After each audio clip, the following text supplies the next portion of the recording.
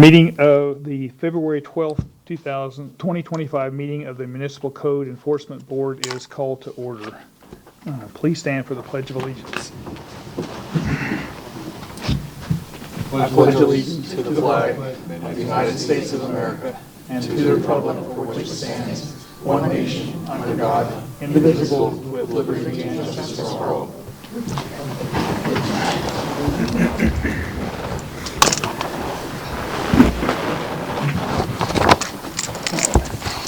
Ladies and gentlemen, the Municipal Code Enforcement Board is charged with conducting hearings to determine whether an alleged violation of the city code has occurred. Decisions made by this quasi-judicial board will be based on the evidence and facts presented tonight. Our meetings are conducted in accordance with Robert's Rules of Order, and each case will begin with the city presenting its evidence of the alleged violation. The respondent will then present his or her case. Both parties will have an opportunity to cross-examine all witnesses. The board members may question any witness. Comments made by both parties must be relevant to the case. Persons wishing to speak will be given an opportunity to do so by the chairman and must address the board from the podium after giving their name and address. Upon request, copies of materials submitted by staff are available for review. Board members are reminded to obtain permission to speak from the chair, and questions of the city should be directed to the attorney for the city. At this time, I will ask all persons who expect to give testimony tonight to stand and be sworn in by the city clerk. If you're going to be speaking, please stand right up. Right here. Do you swear or affirm that the testimony that you provide the board tonight will be the truth, the whole truth, and nothing but the truth? I do. Thank you. Just to note, the cases will be taken out of order tonight, out of the order of the agenda tonight to accommodate witnesses and respondents that are present at the meeting. So.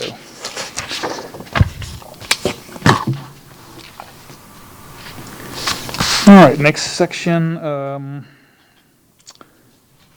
Okay. Says there will be a 3-minute time limit imposed on all comments from the public.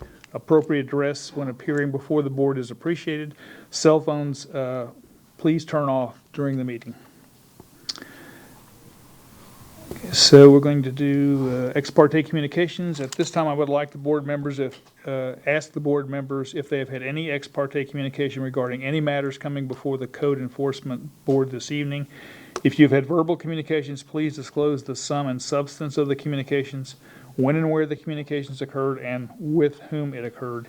If you've received any written communications, please disclose the nature of the communications and provide it to the city clerk to be filed in the record. Start with one. Yep. None. I've had none. I've had none. I've had none. I've had none. Okay, good with that. Next, we're going to move to approval of the minutes. Minutes of the regular meeting held on January 8th, 2025. Have all board members received the minutes of that meeting? Yes. Yes, sir. Yeah. Okay. If the minutes are acceptable, I'd entertain a motion to approve the minutes. Motion to approve the minutes. Second. Okay. So we have a motion and a second. All in favor, say aye. Aye. Any opposed? No nays, and motion passes. All right, so I think we're ready to move on to the first case, and we're going to, like I say, we're going to take them out of order. And so the first case will be, we're going to do the unfinished business first, right? The first case we're going to be hearing this evening is from the unfinished business. This is case number 242968, City versus Spectrum Medical Park, LLC, for the property located at 311 Bullard Parkway A. The deadline for compliance was February 12, 2025. A fine of $25 per day begins on February 13th, 2025. Okay. Mr. Chairman, I just want to, this was a case that was presented last month by Laurie Smith for exterior walls stained and faded, landscaping maintenance, and the roof shingles were stained and faded as well.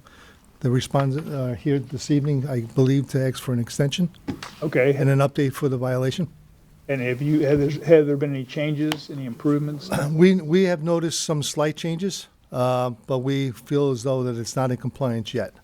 So we're hoping that they could update us this evening. Okay, thanks. Yes. The Would only, you please, Gotta give your name Name and address. sorry. need your name and address, please? My name is Milka Barber, and the address is 341 Butler Parkway, Temple Terrace, Florida.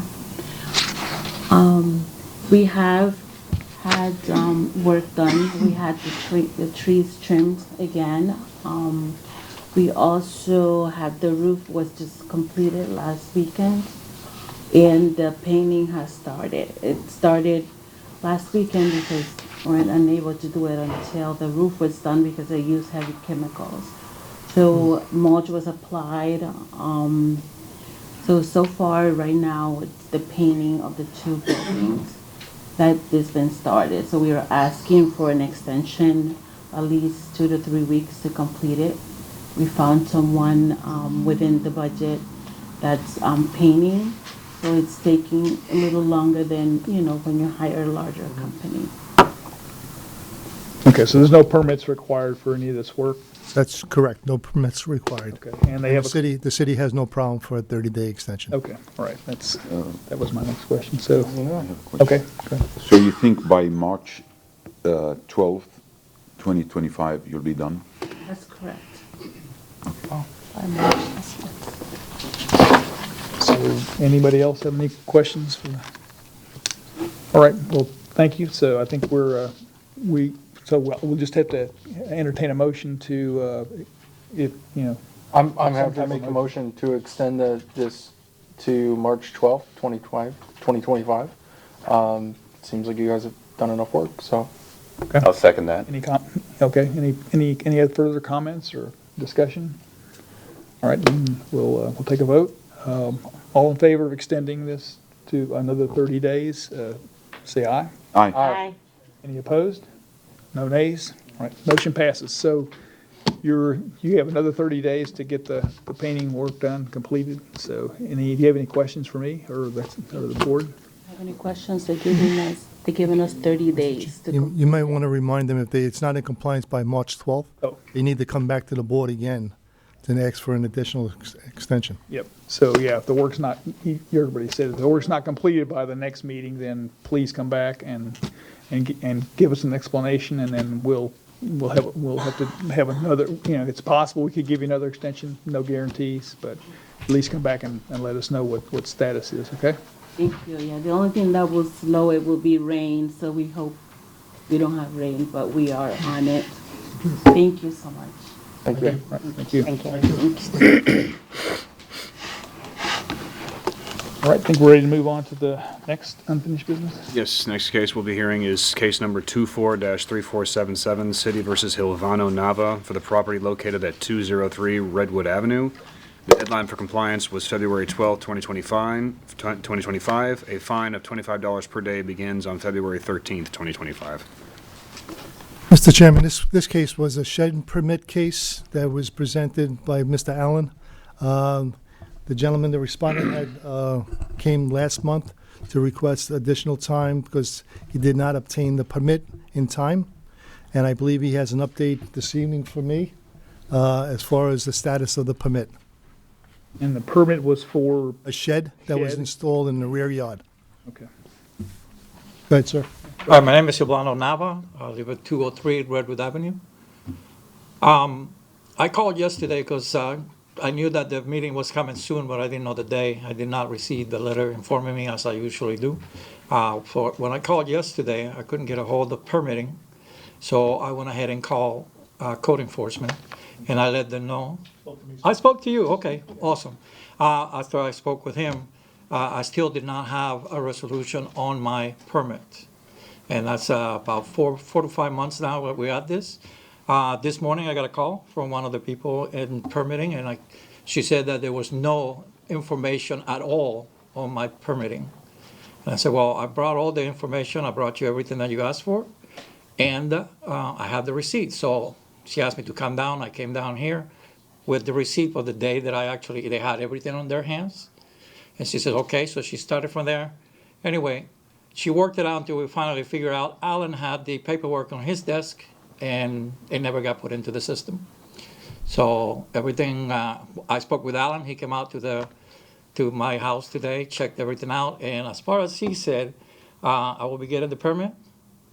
And then other than that, I just have to call for them to check in for the strapping it down. And then after that, we'll be done. I just have to finish it. But as of right now, I do not have a permit, and they just found it this morning, all the paperwork. Okay, so this is, he's referring to Officer Allen, Doug Allen at Super. No, I'm not sure. Oh, Dallas. Oh, it's okay, sorry. It wasn't Doug Allen, though. Oh, okay. I was gonna so say, it didn't make The sense. city has no problem with the additional 30 days to get this worked out, and I'm sure it'll be in compliance, hopefully by then. Okay. Anyone else have any other questions for the I'm ready respondent? for a motion. All right, so, yeah, so let's go ahead and have, you can sit down if you'd like. I think we're done with that question. Yeah, looking for a motion.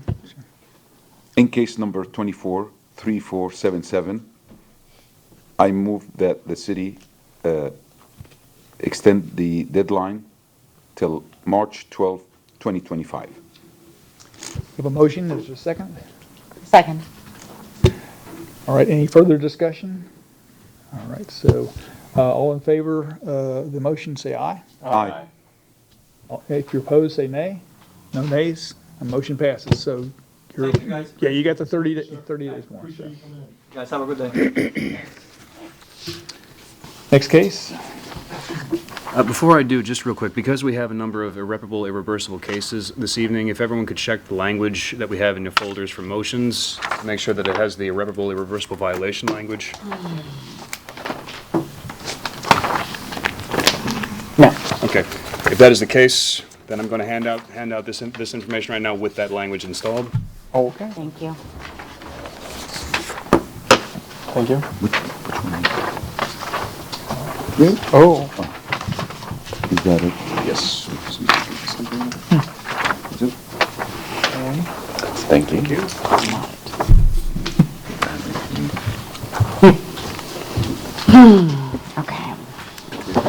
Yeah. Thank you, Joe. Next case will be case number 24-4673, City versus General Realty and IVCO Incorporated for the property located at 5302 East Fowler Avenue. The case is before the board based on an alleged violation of Section 12. This case will be prosecuted this evening by. The case is before the board based on alleged violation of Section 12-771, tree trimming invasive trees. The case will be prosecuted this evening by Code Compliance Officer Tom Baroni. The city has evidence that the notice of violation and notice of hearing were properly served. Good evening, Tom Baroni, Code Compliance. This tree case this evening is an irreparable, irreversible violation that originated proactively late afternoon on Friday, November 15th, 2024. Officer Smith inspection revealed tree topping throughout the site. Officer Smith contacted Temple Terrace City Arborist Joe Ferris, who went out on the property on Monday, the 18th of November, 2024. At this time, Mr. Ferris observed 8 oak trees that had been topped on the site. A notice of violation, a notice of hearing was prepared and sent by email to the registered agent of the property. Officer Smith delivered the notice letter to the Assistant Store Manager, Julie Salmon, and also Director Tom Baroni, myself, received an email confirming service of the notice of violation.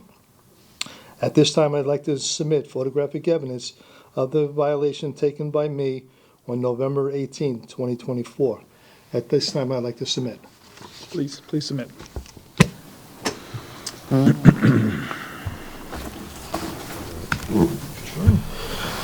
Exhibit number 1 shows a laurel oak, a DBH of 21 inches top, it's cutting.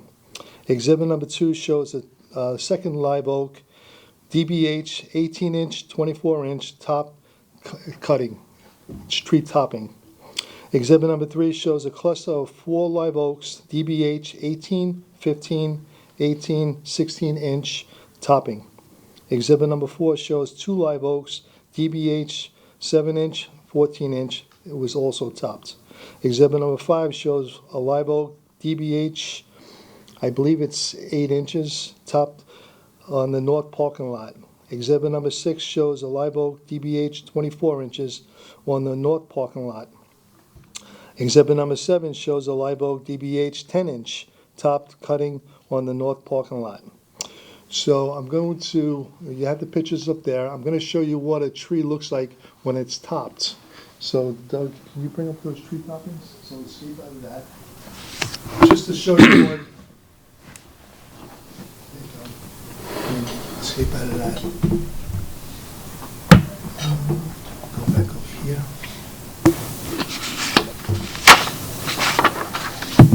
And go down to tree image. So we have total.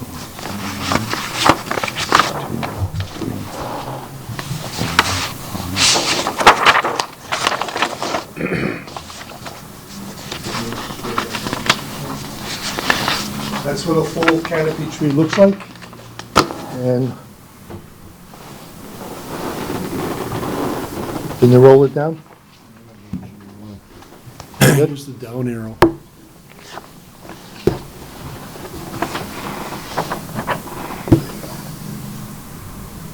And that's what it looks like when it's topped. So it's an improper cut of a tree, and it's in our code that's tree trimming cannot be topped like that or trimmed. And what other examples do you have that you want? So the city arborist is here tonight to explain about the proper cutting of trees and stuff. But I also want to just advise the board, this had nothing to do with the Hurricane Milton that happened in October. This is not related to the hurricane. Or none of the tree cases that are being presented tonight have nothing to do with Hurricane Milton. Okay? Do you have any questions for me? You answered the question because I was going to ask you, this looks like, at the first glance, that these limbs were going to fall down because of the hurricane, and then they got cut off. But if you said that they had no relation to the hurricane, They did not. Was there a satisfied. date that they were cut? Yes. So the date of the cutting was November 15th. Okay. Okay? So the arborist is here, Joe Ferris is here tonight, and he'll explain more to you. Thank you. Good evening, Joe Ferris, City Arborist. As Tom said, when I got the call to go out there, there were 8 of the trees that were topped, as he showed in the example. Topping is prohibited by our code. It's the only form of trimming that is not allowed. Essentially, it's a full removal at that point. So after evaluating those trees, getting the notes, there were, again, 8 of them that were totally topped.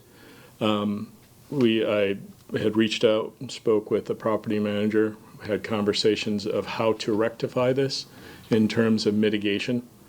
During the evaluation, I had found 2 other trees that had been improperly cut over the years that I had recommended for removal. There was one additional tree, actually 2 additional trees that had been sort of flattened on one side. So my recommendation was for them to reach out to another certified arborist for a second opinion on whether or not those trees were beyond repair and saving.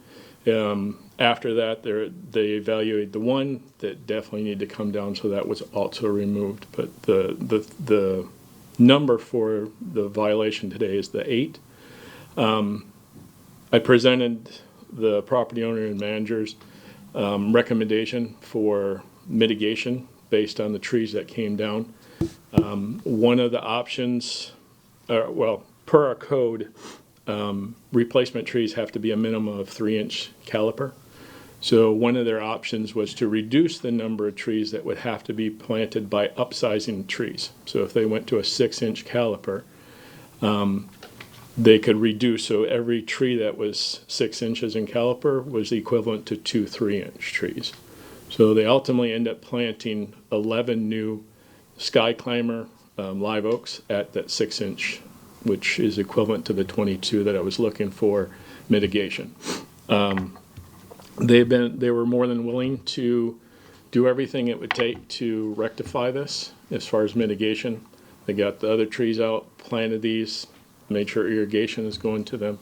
I do have images of what was planted, so I want to hand that out so you can take a look at the trees that were there.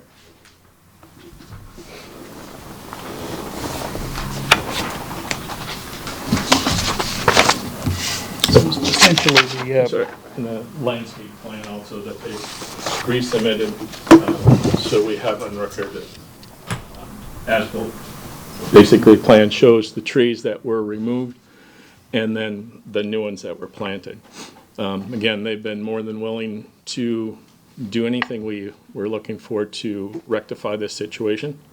So I think in the terms of the 8 trees that we're looking for a fine, the standard is up to $5,000 per tree. But I definitely think you should be taking into consideration what they've done to bring this up back to, what it should be. So that should play into your decision on those fines. so essentially, all the trees that were topped have been removed, Yes. and there was a couple of, you said And then a a couple couple other trees additional that ones that just needed to, it's all been removed, and they've replaced them with much larger, double size of what we require, again, so that reduced what they would have had to plant by upsizing. So it basically double for, like I said, it was 2 for every 3 inch, so every 2, or every 6 inch, it was equivalent to 2 3-inch. So from your perspective, other than the fine, the situation's been mitigated. Yes, Correct. yes, yeah, they rectified everything with the mitigation, did an excellent job with it. We were more than willing to take care of the situation and solve the problem.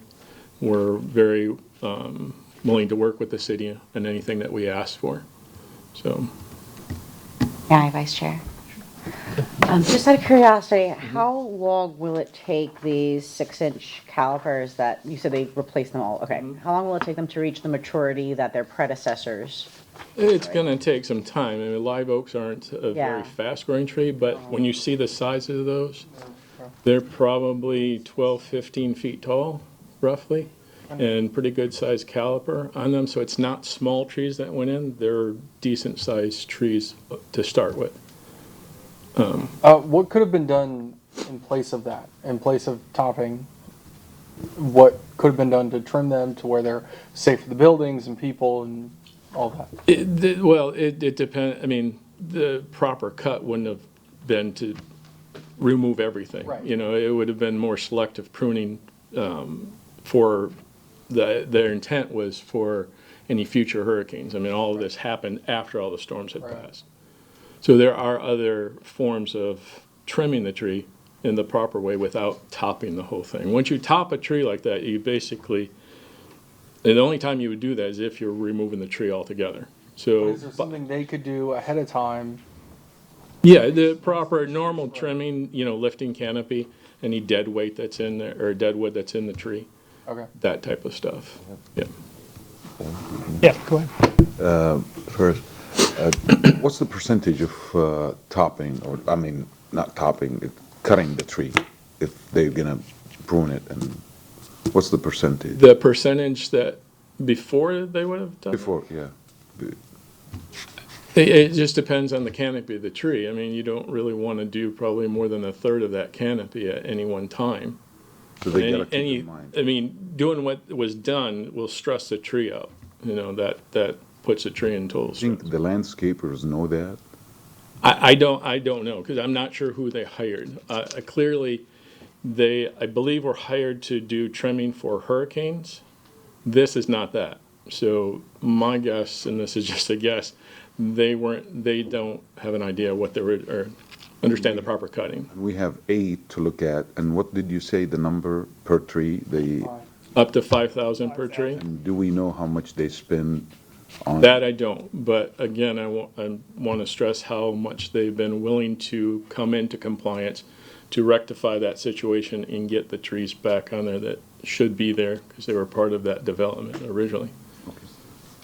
So again, that should be a positive weight on your decision. Some of those questions we can ask, the respondents are here. Yeah, they're here, so they may be able to answer those type of questions.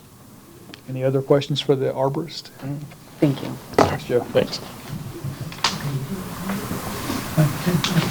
Thank you. Just state your name. I'm Carter Roundtree. I'm the president of General Realty and Investment Co. Inc. I live in Key Largo, but the property is over on Fowler Avenue, 5302 East Fowler Avenue. We've had a tenant there that is Chick-fil-A for 30 years. Yes, hi, Dennis Spradlin, Chick-fil-A Temple Terrace, 5302 East Fowler Avenue. I'd like to say it was obviously a terrible, awful mistake that the trees were topped. That was not intentional. It was a mistake by landscapers. They've never had one violation in 30 years of being our tenant. He's a model tenant. I've never had an issue at all. I feel like his property is always well kept, and it was a mistake that happened, and Dennis went through every single thing. I talked with Ernie, I talked with Joe multiple times. He met with them in person and said exactly what trees do you want removed, what do you want, how big of the caliper do you want, and Dennis has done all of that, found the trees that they wanted. It's all landscaped. If you go, you'll see it. Today I was there. It looks beautiful. All the trees are in. Irrigation, landscaping, and he couldn't have been bent back over backwards more for whatever Temple Terrace asked him to do. Yeah, realistically, it was just a miscommunication.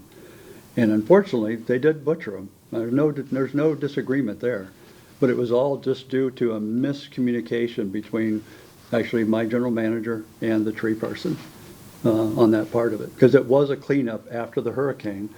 It was supposed to be a cleanup, not what they did. And but again, we understand that it needs to look right and presentable right, and that's what we've done. Yeah. Any questions? I don't have any personally. That seems. One question. Yes, sir. How much did you spend to fix this situation? Right now, all said and done, which I'd have to separate some of the landscaping and remulching and everything else, but right now I'm a little bit under $26,000. It's a lot of money. Yes, it is. But it's the right thing to do. I know. Yeah. Thank you. Yes, my pleasure. All right. Further questions? Okay. Thank you. Yes, my pleasure. Yes. So, this is. I guess I have a question of the city and city attorney. Any guidelines? I mean, what would the city want us to, if a fine is imposed, any ballpark number?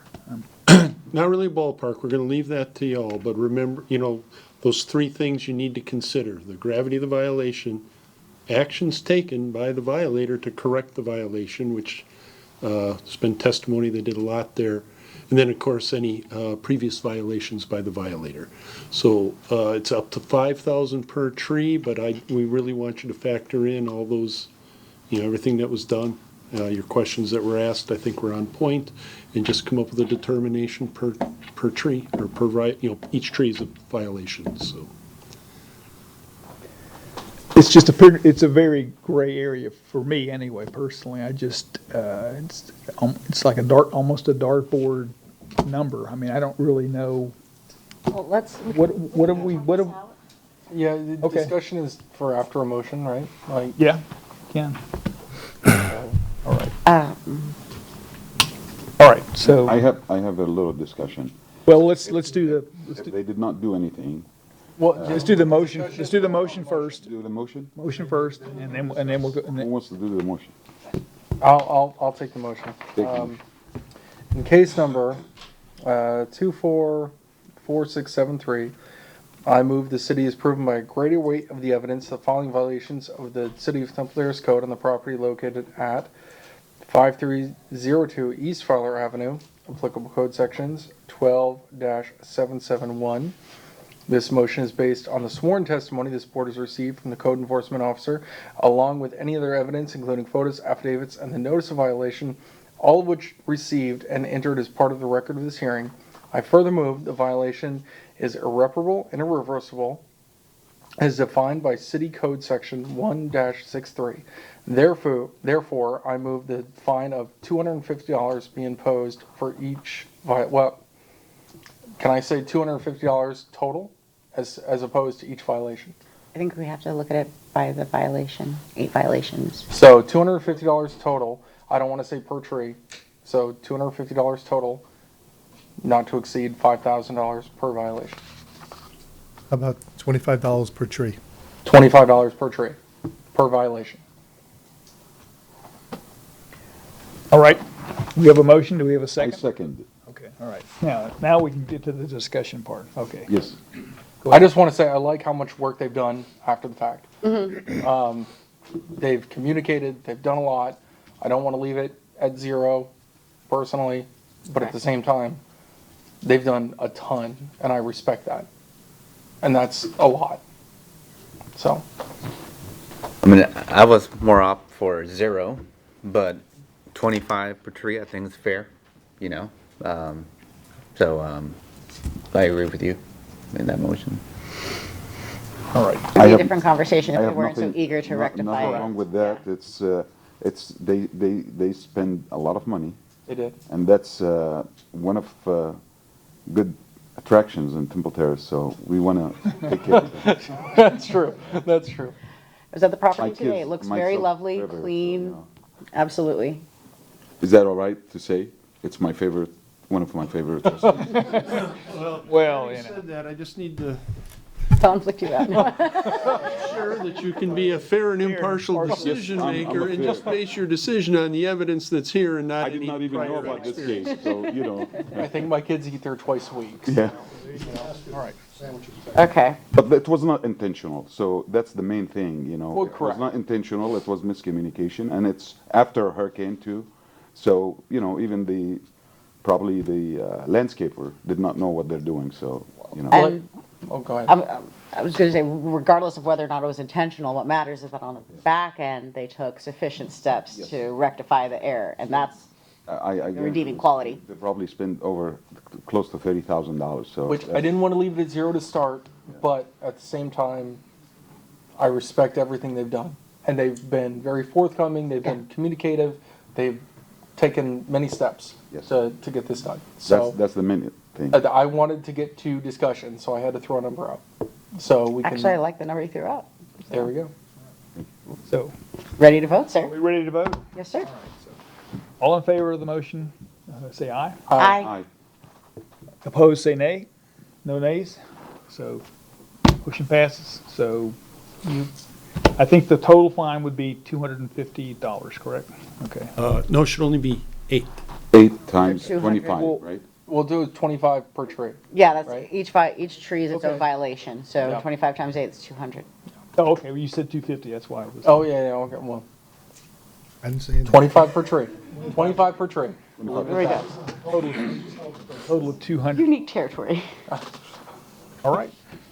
We're all in favor. So that went better than I expected. So. When the- Violations go. Thank you. All right, thank you. Thank you. Next case?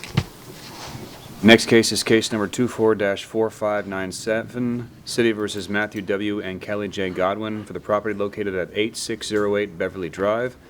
The case is before the board based on an alleged violation of Section 12.860 in-ops outdoor storage equipment, Section 10-34 sanitation premises clean, and Section 12-508 accessory structures uses.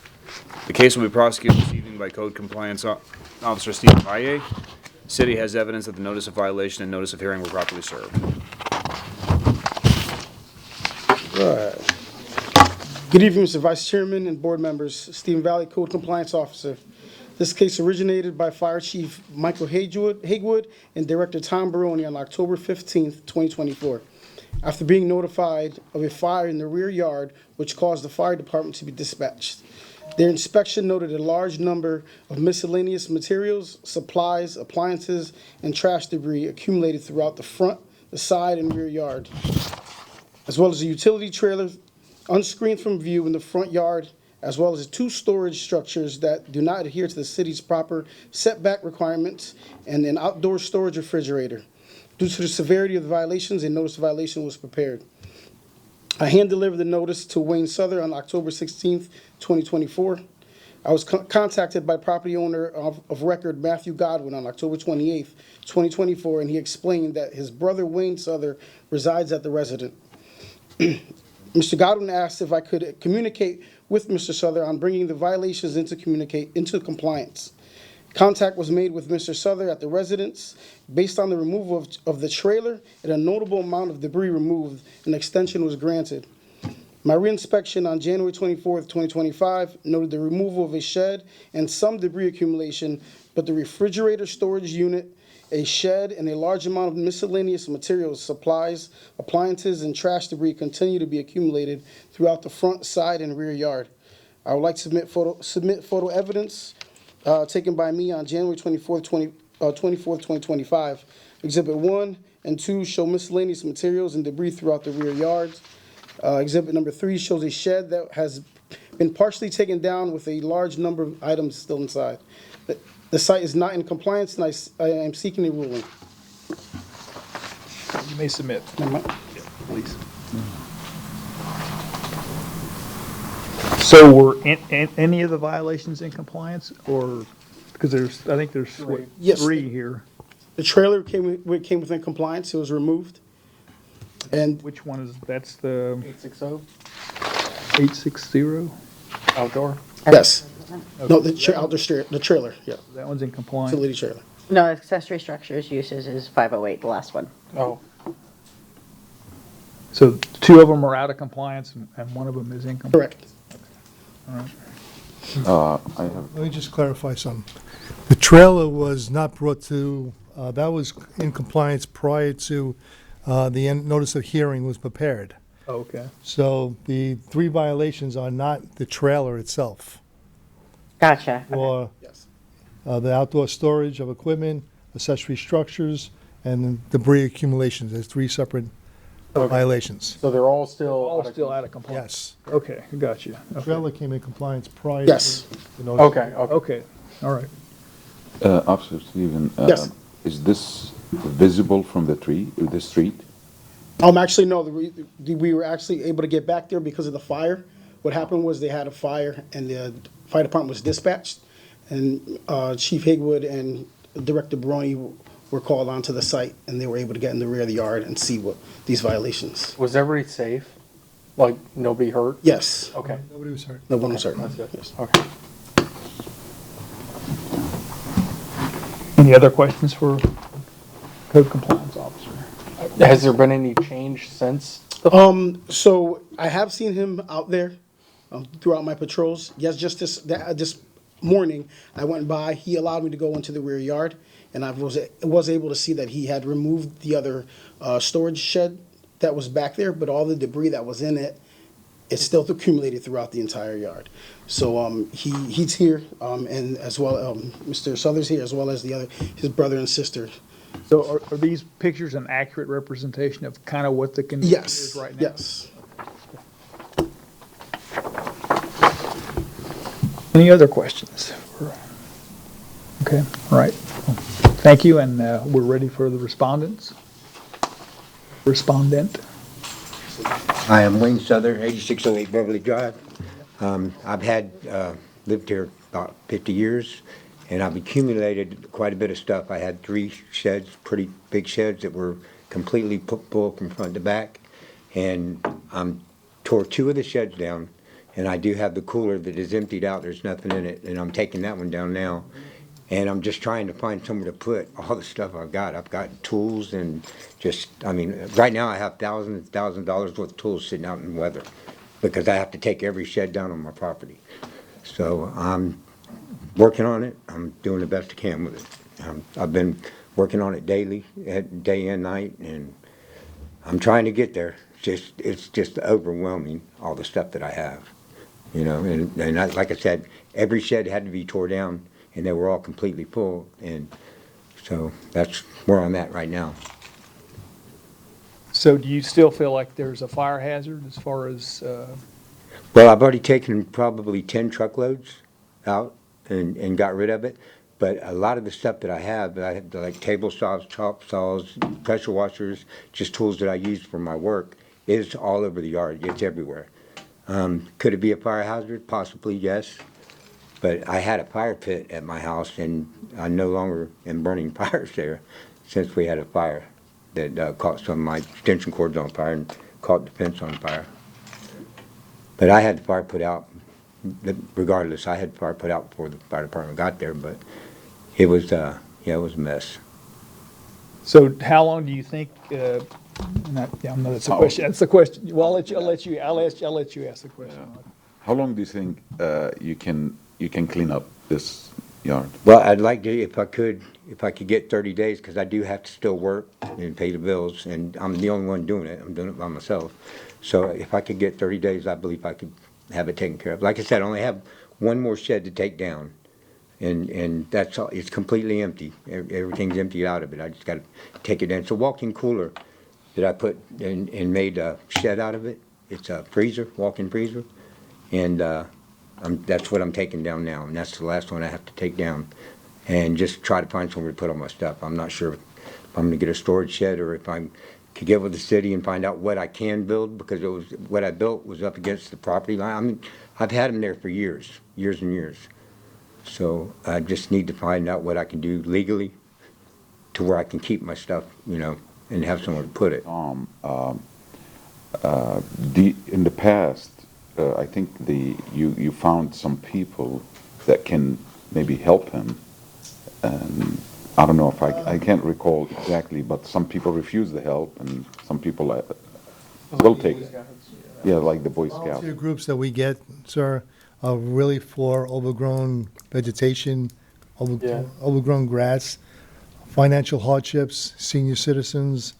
I don't think he fits the criteria for a volunteer group. And the stuff that he has in the yard is valuable stuff, what he's describing. So I think that he needs to take care of the matter himself. Okay, and do you think in 30 days, if we give him 30 days, he'll be done, or? I'll just say the city has no problem granting 30 days. Okay. But I'd like to hear what the brother and sister also have to say also. Okay. Before I acknowledge that, so. Okay. Do you mind just shedding a little bit more light on this? And say your names for the record, please. That's right. My name's Matthew Godwin. I'm referring to the address 8608 Beverly Drive. We grew up at the house. My mother passed away in May of 23, and then my older brother Wayne Souther has been living there ever since. I live in Dade City, and the house is basically, we inherited the house after my mother's passing, and so he's been living there, and it's really deteriorated since 23. And I haven't personally been to the property since November of 23. So it's a shame. I mean, it's disheartening that my name's on it. Let's put it that way. I'll say that. You think you can help him? Probably not. Probably not. Because of the distance and work and all that. Yeah, yes. My occupation, I work too many hours. It's impossible. It's impossible. The distance is, there's a lot of factors that is just too much to express right here in this room, but I could try, but the communication process isn't there, so it's very difficult. When I try, I can't. It's difficult to communicate with him because he doesn't have a phone, and I have to contact other relatives, and then they don't respond back to me, and I'm the only one with other ways of communication, and I can't just drive to Temple Terrace in the hopes that I find someone at the house to help. So you own the house though, right? Yes, sir. Well, yes, sir. With the three of us, we own the house. My mother left it in our names. Yes. And the relationship. I probably missed it. Okay, it's your brother. Siblings. Okay, I got you. Okay, sorry. Brother and sister, right? Yes.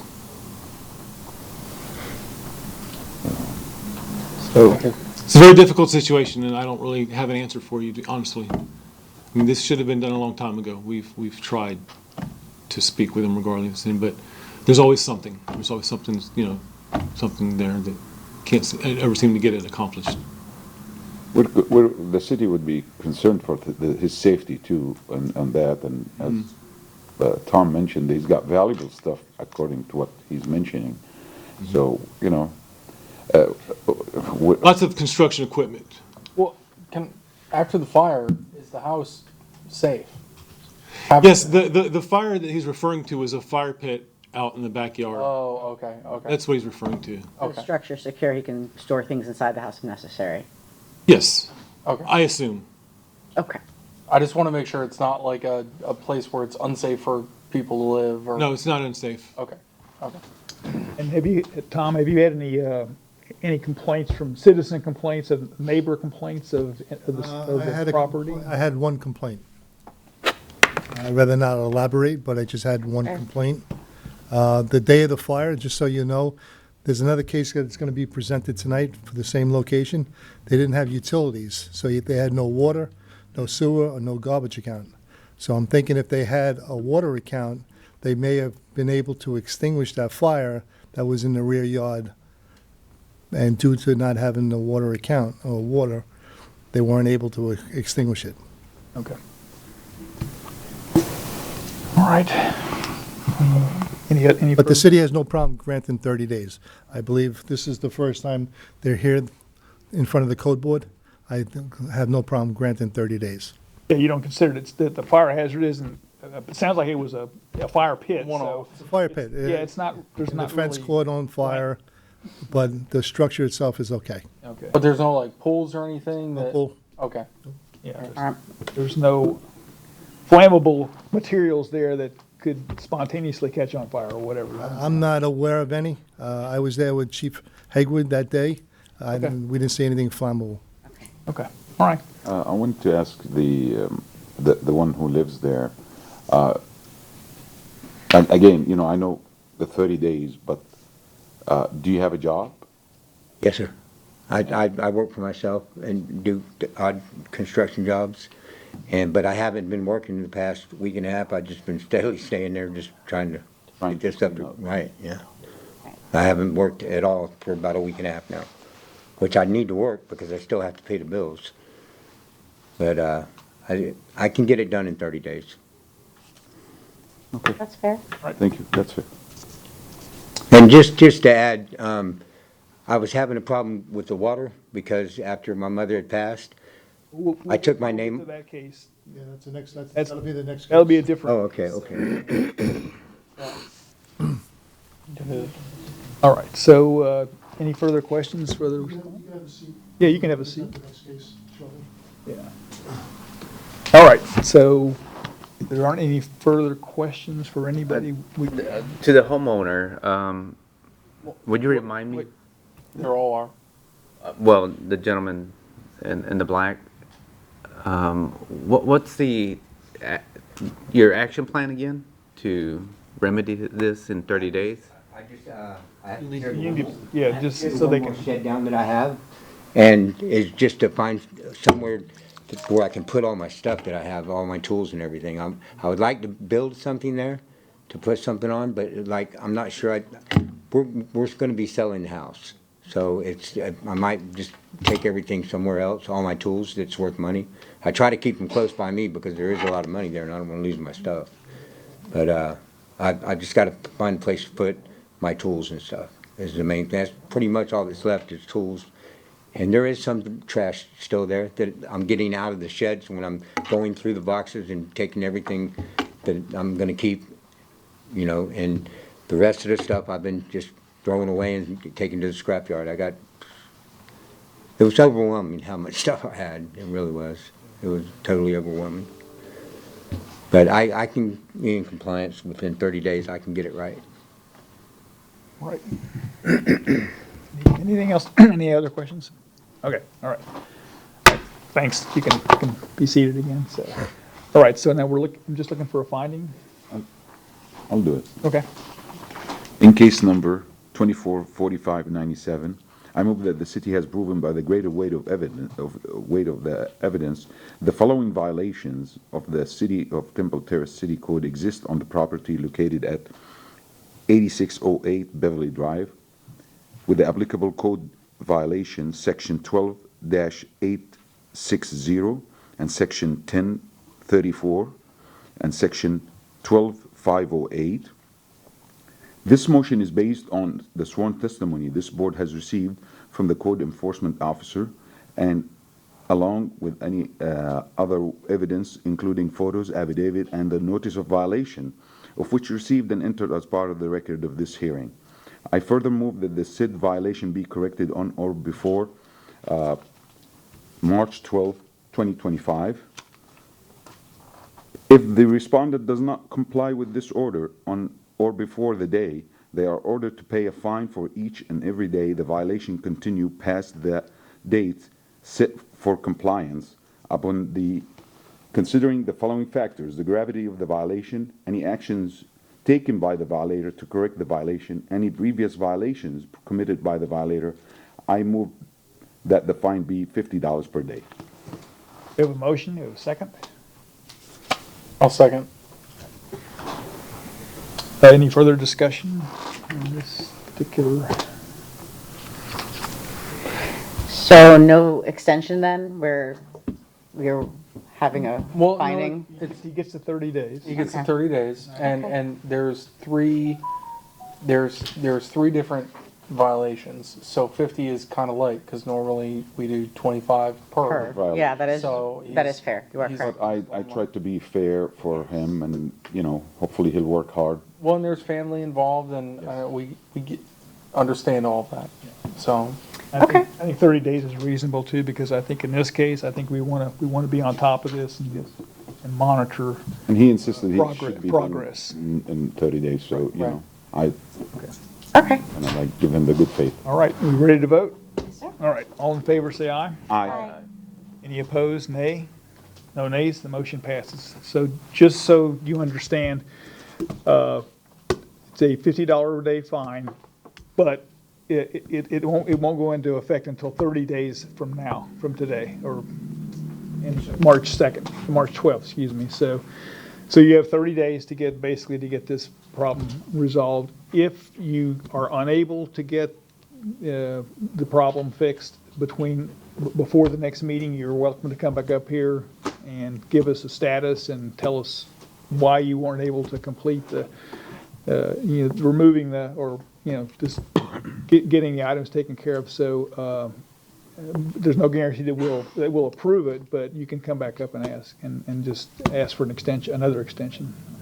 Okay? Yes, sir. Right, thanks. I think we're done with that one, so next case. Next case will be case number 24-4950, City versus Matthew W. and Kelly J. Godwin for the property located at 8608 Beverly Drive. The case is before the board based on an alleged violation of Section 22-91, City Garbage Service Required, Section 8-1022 MH hot and cold water, and Section 8-1021 MH sanitary facilities. Case will be prosecuted this evening by Code Compliance Officer Stephen Valle. The city has evidence that the notice of violation and notice of hearing were properly served. Right, good evening, Mr. Vice Chairman and board members. Stephen Valley, Code Compliance Officer.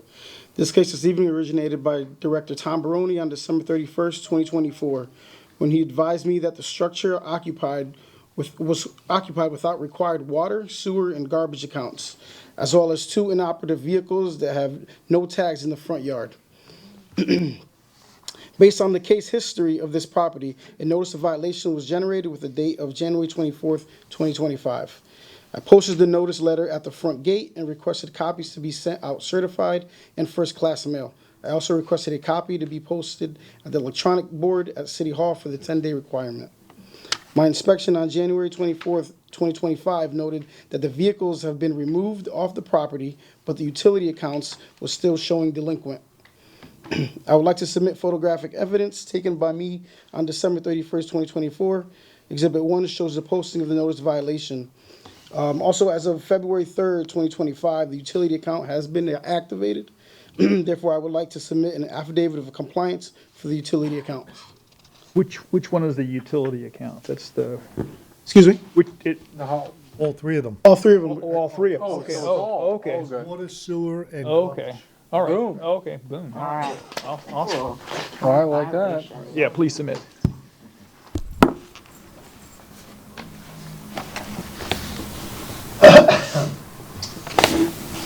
All right, well, if it's a complied violation, I guess we can just go ahead and, Well, unless you have questions for code enforcement officer, or if the respondents would like to. Okay, absolutely.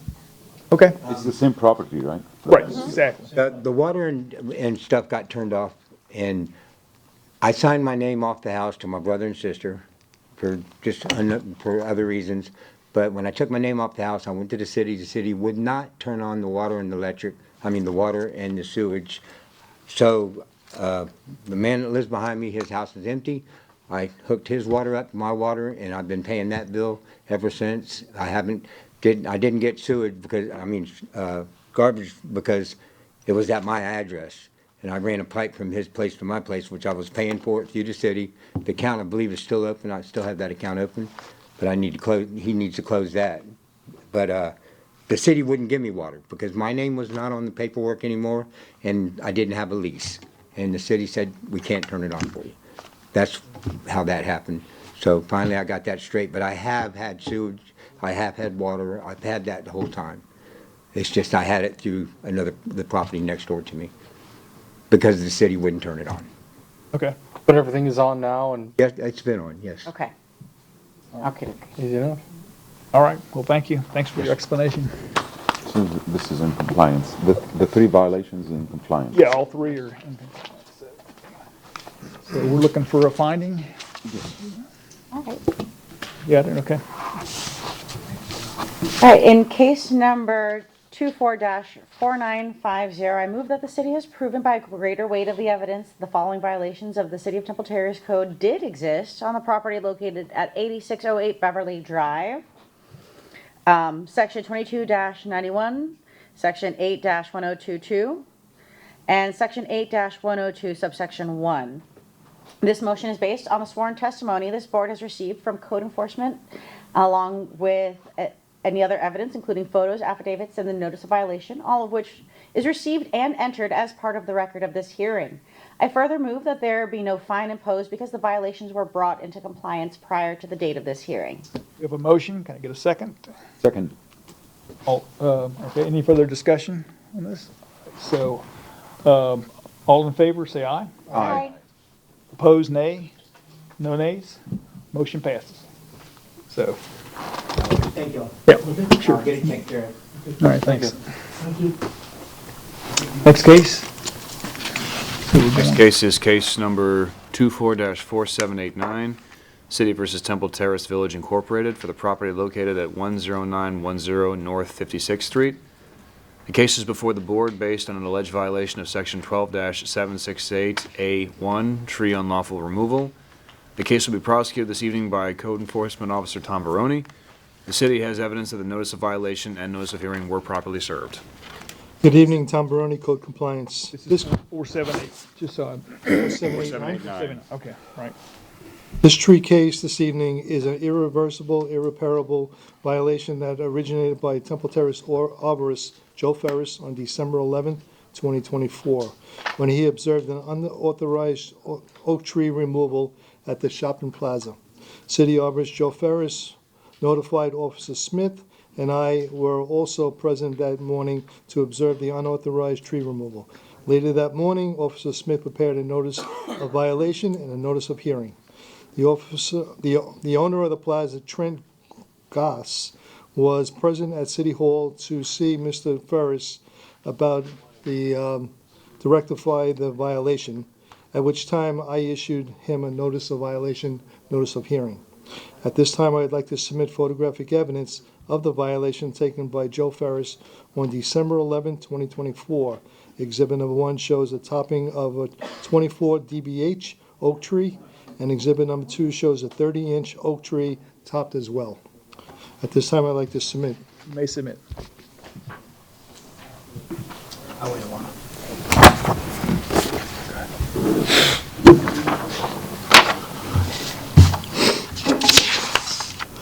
The unauthorized removal of these trees was not damaged through the hurricane as well, just to let you know. And the city arborist is here tonight to answer any questions. And the pictures you showed us were after the toppings, I assume? Those, yeah, that's after the topping, yes. And then Joe and I spoke, and we allowed them to remove those 2 trees, because at that point, the trees would never come back anyways. So we allowed them to completely remove those trees. So it was 2 trees in this case? That's correct. Tom, I see debris on the side here. That's the tree debris that they took down. They took down. Yep. We caught them in the act of cutting the tree down. Oh, they were doing the topping. Yes. Yep. That thing. Yep. Okay. That's the canopy of the tree in the parking lot. Okay. You know if their intent was to remove the trees? Was that, Was there, you mean, the question was there intent to remove the tree completely? right, Oh, yes. okay. Oh, yeah. So, okay, got you. I imagine they're here. Any other questions? Well, Yeah, we're gonna let Joe, nephew's here, Joe but Ferris. Joe Ferris needs to speak to you next, and then the nephew can come up. He'll speak in behalf of his uncle. Okay? Good evening again, Joe Ferris, City Arbors. So as Tom had said, the 2 trees that were being cut at the time that I drove by were 2 grand live oaks. When I stopped to talk to the tree service as to why they were, or what they were doing, they were hired to remove both trees on the back side of the signs. And as we said, we did the notice of violation. Mr. Goss had got, I think I said that right, Goss?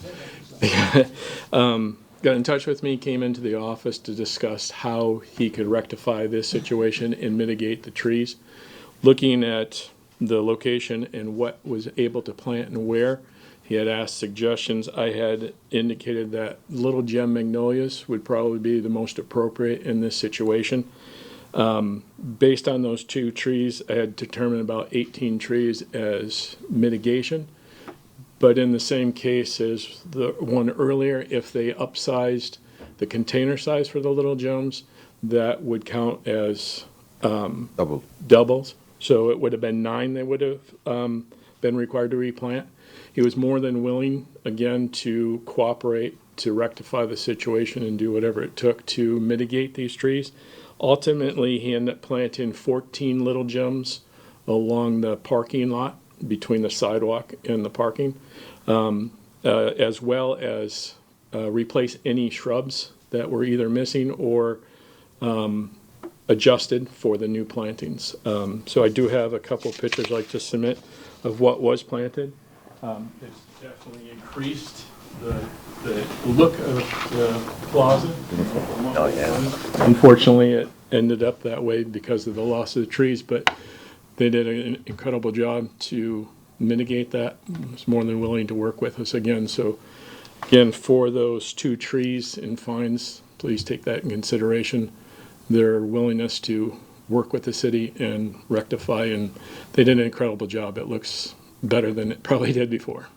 I think in a previous case, you indicated that there was some irrigation work involved. Was it? Yeah, same thing here. They've got the irrigation lines out there. It's all taken care of. That's all taken care of? Yep. Can I ask, Sure, yeah. would you have considered those trees healthy prior to this? Yes, yes. Okay. Yeah. So like no risk of, obviously there's always a risk, but. Yeah, it was, the ball was just dropped because they never called the contact. You know, had they called and we went through the right process, a permit would have been done, but mitigation still would have been required if it was something that I would have approved. So we probably would have gotten somewhere close to what they did now. It's just, Okay. it was done, the cart was put before the horse, essentially. All right. So any other questions? Like to take a look at the mitigation first. Me too. Again, there were 2 trees. 2 trees, 2 grand size. So that's where the factor came in for the amount of trees because they were grand. They were over 24 inches, which is our determination of a grand. So one was 30 inch and one was right at 24 inches. Yeah. I'll wait till the. All right, so thanks, Joe. All right, thank you. So the respondents are here, okay, or respondent. Good afternoon. Trent McDuffie, 10910 North 56th Street, Temple Terrace, Florida. I'd like to enter into the record a letter of authorization for me to speak on behalf of the ownership, as well as respond to any questions. And then I'd like to read a letter from the property owner himself, if that would be okay. You need to verify. And I believe Mr. Gross indicated to you that he would be here to speak. Yes, I was aware of it. Okay. So we're all good with the? Yes. Okay, all right.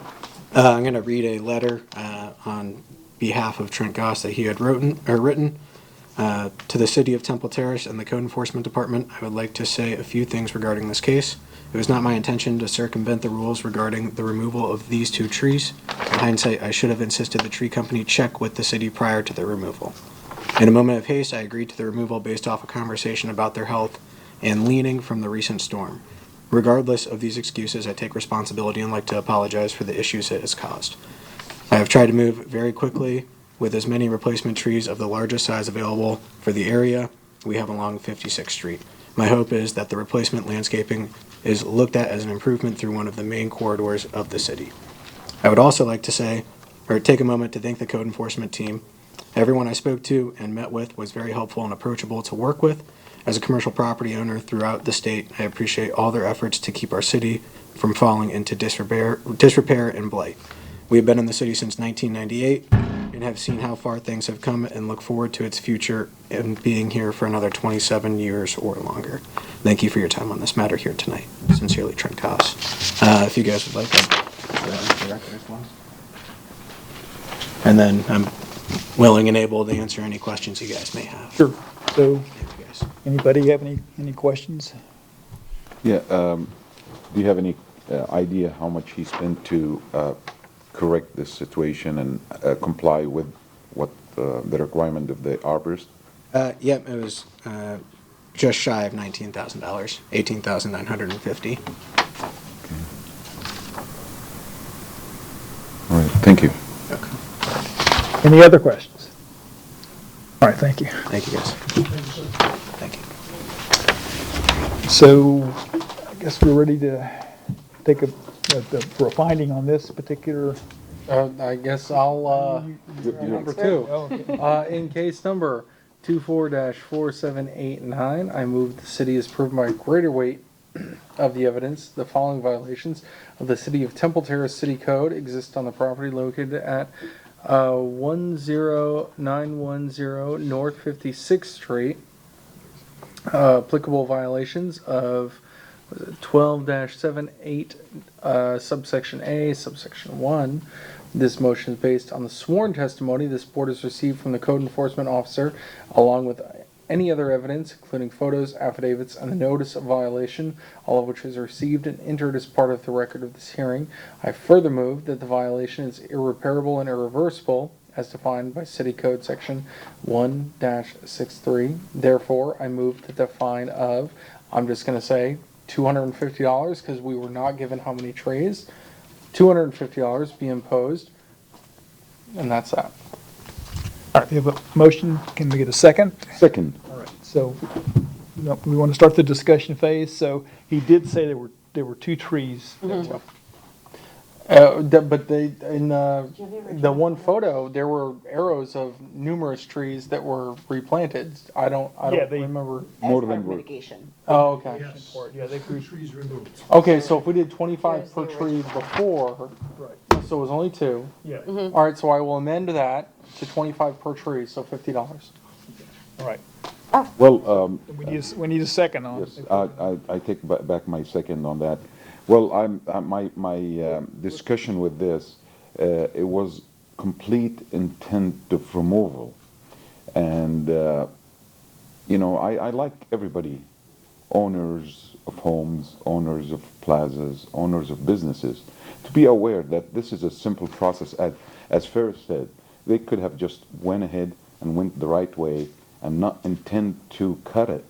And that's why I agreed on the 250, which being light, I was thinking about 500, because it's 5,000 per tree, so it's you're talking about 10,000. So my argument is totally different than the previous case, because the previous case had no intention of cutting or removing the tree. It's just a miscommunication. This was not a miscommunication. This was complete removal. If we get caught, we get caught. And However, they planted. So this is If we count how many they planted. yes, I It's agree. upwards of 10 or I 12. agree. They made it look better, and I took that in consideration. I just wanted everybody to know, as residents and owners of businesses, as Tom maybe supports that, to know there is a right way and a wrong way. So, you know, and I don't want to make it lightly, $50, that's going to be very little. I will agree with you. I agreed on the 250, and I thought that was light.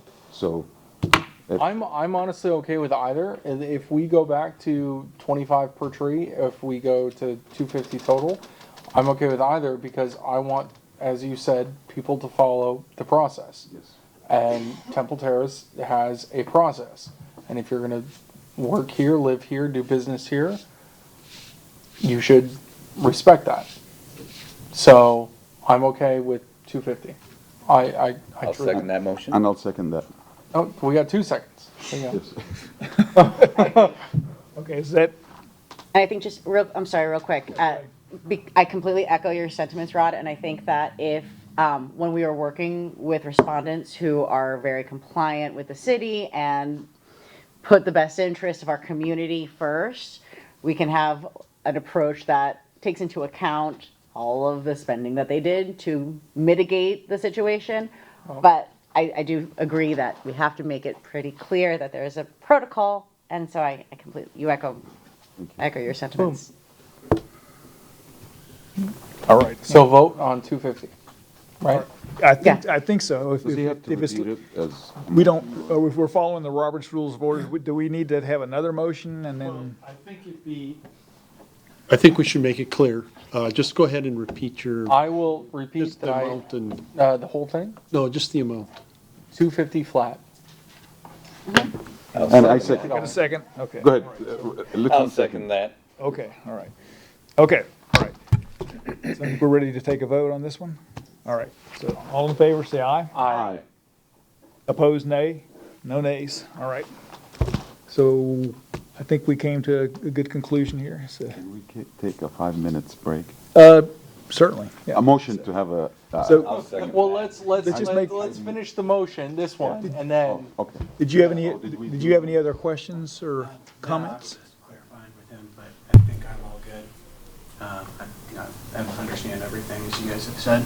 Okay, yeah, it'd be a flat $250 fine for the fact the trees were removed. Okay. Okay, All right. okay, Thank you guys very much. Really appreciate your time. all right, thanks. And then And we're gonna take, Vote? Did we take? no, we 5 minutes. took a vote. We took a vote. We took a- Yeah, you're Motion to have 5 minutes. 5-minute break, okay. All right. And You read my mind.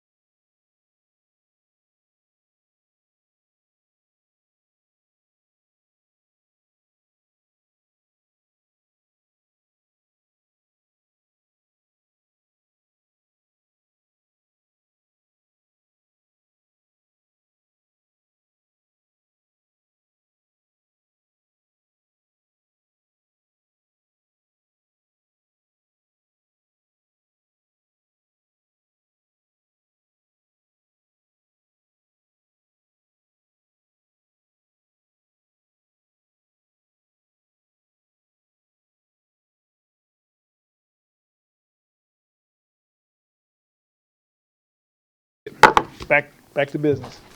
All right, next case will be case number 24-4665, City versus Thomas and Linda Beckman for the property located at 610 Hollywood Avenue. The case is before the board based on an alleged violation of Section 8-28A1, Permits App Required. The case will be prosecuted this evening by Code Compliance Officer Doug Allen. The city has evidence that the notice of violation and notice of hearing were properly served. Good evening, Mr. Vice Chairman and board members. Doug Allen, Code Compliance Officer. This case was originated by Community Development on November 15th, 2024 for construction of a shed without permit. I went direct to a notice of violation on that date with a reinspection date of November 25th, 2024. Posted the notice at the front door, and a copy was posted at City Hall for the 10-day requirement on the electronic board, and copies were mailed both regular and certified mail to the owner of record.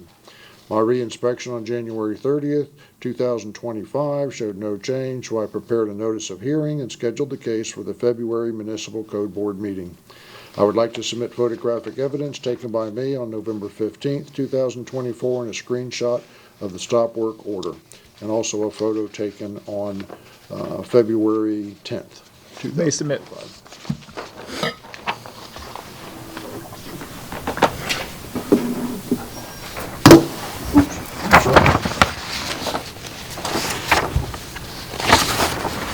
Exhibit number 1 shows the notice of violation posting. Exhibit number 2 is a screenshot of the work without permit stop work order. And exhibit number 3 shows a photo of the shed. The site is not in compliance, and I'm seeking a ruling. All right. While we're circulating, any questions for the code enforcement officer? Yeah, I just want to see the photos. Yeah, we just wait because the photos aren't coming through on the screen. Yeah, the screenshot, we don't really have a photo of the You want to photo of the shed. photographs that are being handed? So the shed is the ready, should I ask a question, Bill? Yeah, please, go. That's what I said. The shed is the type that you, I have no idea about the shed, sir. All I know is that community development contacted us and said that we needed to post a notice of violation. All the questions regarding the shed would have to be directed to the building official. so it's not the one ready you could just buy? I have no idea what it is, sir. Okay, but maybe he'll, Question for the building official. okay. So we need, unless there's no, any other questions for the code enforcement officer, we'll bring up building inspector. Say it again. Building inspector? The building inspector? The building official. Official, oh, sorry. It all works the same. Okay. Yeah, as of now, there's not been a permit application received for the shed that's in the rear yard. If the shed is assembled in any way, requires a permit. If it's a pre-assembled shed brought in and dropped, 150 square foot is where they do not require a permit unless it's larger than that. It has to be more than 150 square feet to need a permit. Can you say your name too? I reckon. Pardon? Oh, sorry, yeah. Oh, Dallas Foss, the building official. So this is one that's being constructed From what from, Matthew, my other inspector, is the one that did see this. It was being constructed, he said. okay. So as opposed to like literally a crane. Crane dropping, they come in like the tough shed comes on a flatbed Yeah. and they just take it in the backyard and set it down. As opposed to like you buy it from Lowe's and assemble. The way the code reads, if you assemble it in any way, it requires a permit. Okay. If you brought a prefab, you just stood the walls up and bolted together. Yeah. Needs a permit. Okay. No matter the square footage. Do we have the resident here? Yeah, I think they're. Oh, okay. Here, yeah. All right, so, Any other questions? Any other questions? Would a permit, what permits exactly would be required as far as like spacing from the? They have to submit for the shed, show us the evidence, the design of the shed and everything else, the engineering of how it's gonna be built, as well as a site plan for it on the property to meet proper setbacks. Do they need like engineering to do that, or just could they draw up a sketch? It depends upon the shed. There are some sheds you can purchase at Home Depot or other locations that are Florida product approved. They're state certified. Right. If it's that, we don't have to have the engineering because it's already been through the state certification. But if it's I'm just gonna build it on my own, then you have to have an engineer design it because it has to meet the hurricane codes and everything else for that. So if they bought it from Lowe's or whatever, they could submit the whatever. The spec packet. Yeah, yeah. Okay. One more question. Does it require a slab, or can it sit on the Depends ground? on some of them come in on metal skids, whatever, but they do, some put turf block, a concrete block, and set it and anchor. They are required to be anchored down. Some Be use- anchored. Yeah, they use similar to hurricane anchors, or. That's what I'm getting at, so there's certain anchorage requirement because of we are in a hurricane We susceptible don't area. want the shed going from your yard to 3 houses down the road. It needs to stay in your Yeah, yard. it's true. But all that would be discussed as part of the permit. Part of the permitting process. yes. Process, right. That's fair. Okay. Any other questions? All right, thanks. So respondents are here, so. I'm going to give you the spec sheet. Well, name and address. Oh, I'm sorry. Sorry. Tom Beckman, Linda Beckman, 610 Hollywood Avenue, Temple Terrace. Right, thank you. So, okay, so you have some, This may not mean, it doesn't mean anything to me, but it's a spec sheet for the, I'll print out another one for myself, but. What I'll do is I'm going to hand this to the building official. Oh. Yeah, it might mean something to him. It doesn't. My question, wait, I think they need to give us their, oh, okay. tell us the story. I'm not sure what he was saying about the building on the property. I mean, this is just a one-piece thing, and they come in with a forklift of some sort, and they take it off the bed of the thing and set it down and anchor it down, and it's been through 2 hurricanes, already, so I know it's not going anywhere, but. Well, and it was also, we did a lot of research on sheds beforehand, so we know it's a good shed, but it was a $4,500 shed. It's a 10 by 12, is that correct? Yeah. 10 by 12. And as a matter of fact, while we were getting this transaction, we asked about permitting.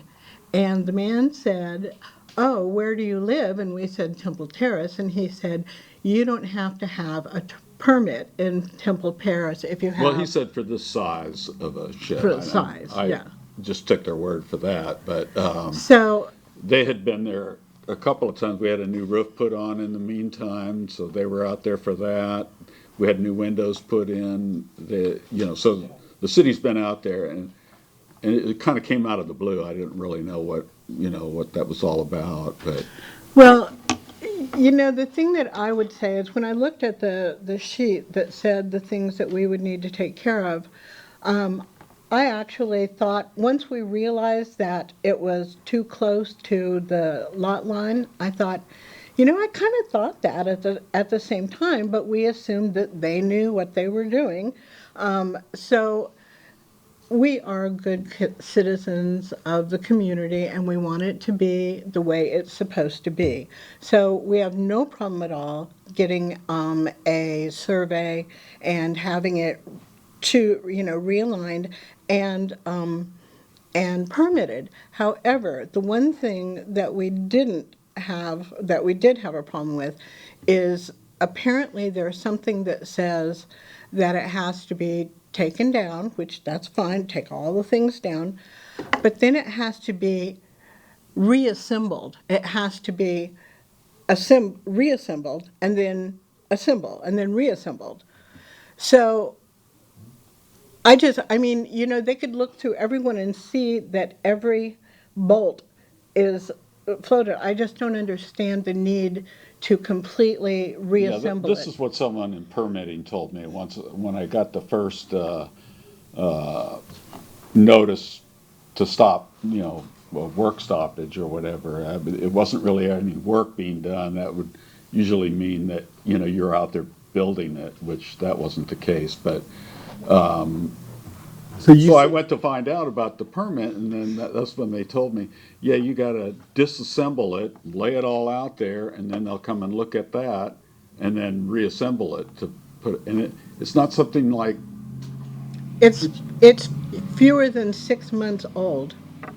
Well, plus I think you said earlier that this was not assembled on the property. It was delivered. It's, So I don't you see, quite you understand. see these shed places around, you know, Yeah. that's, yeah, you know, Mr. Vice Chair, they, can we invite Mr. Foss back to the microphone? Because I think Yeah, there's 'cause some I think- information he can clarify for us. Yeah, because I'm not clear on what, Yeah. exactly what the Confused violation. with that too, Yeah. because, Just making sure we're all on the same page. yeah, because if it has the specs, it's a very simple process. It has the specs, you know. Said the whole time, no one speaking, so. Well, that's all, the only thing I'm hearing he is just. a 5-foot setback requirement. Correct. That maybe there's no 5-foot setback requirement, but it's under 150 square feet. It's 10 by 12.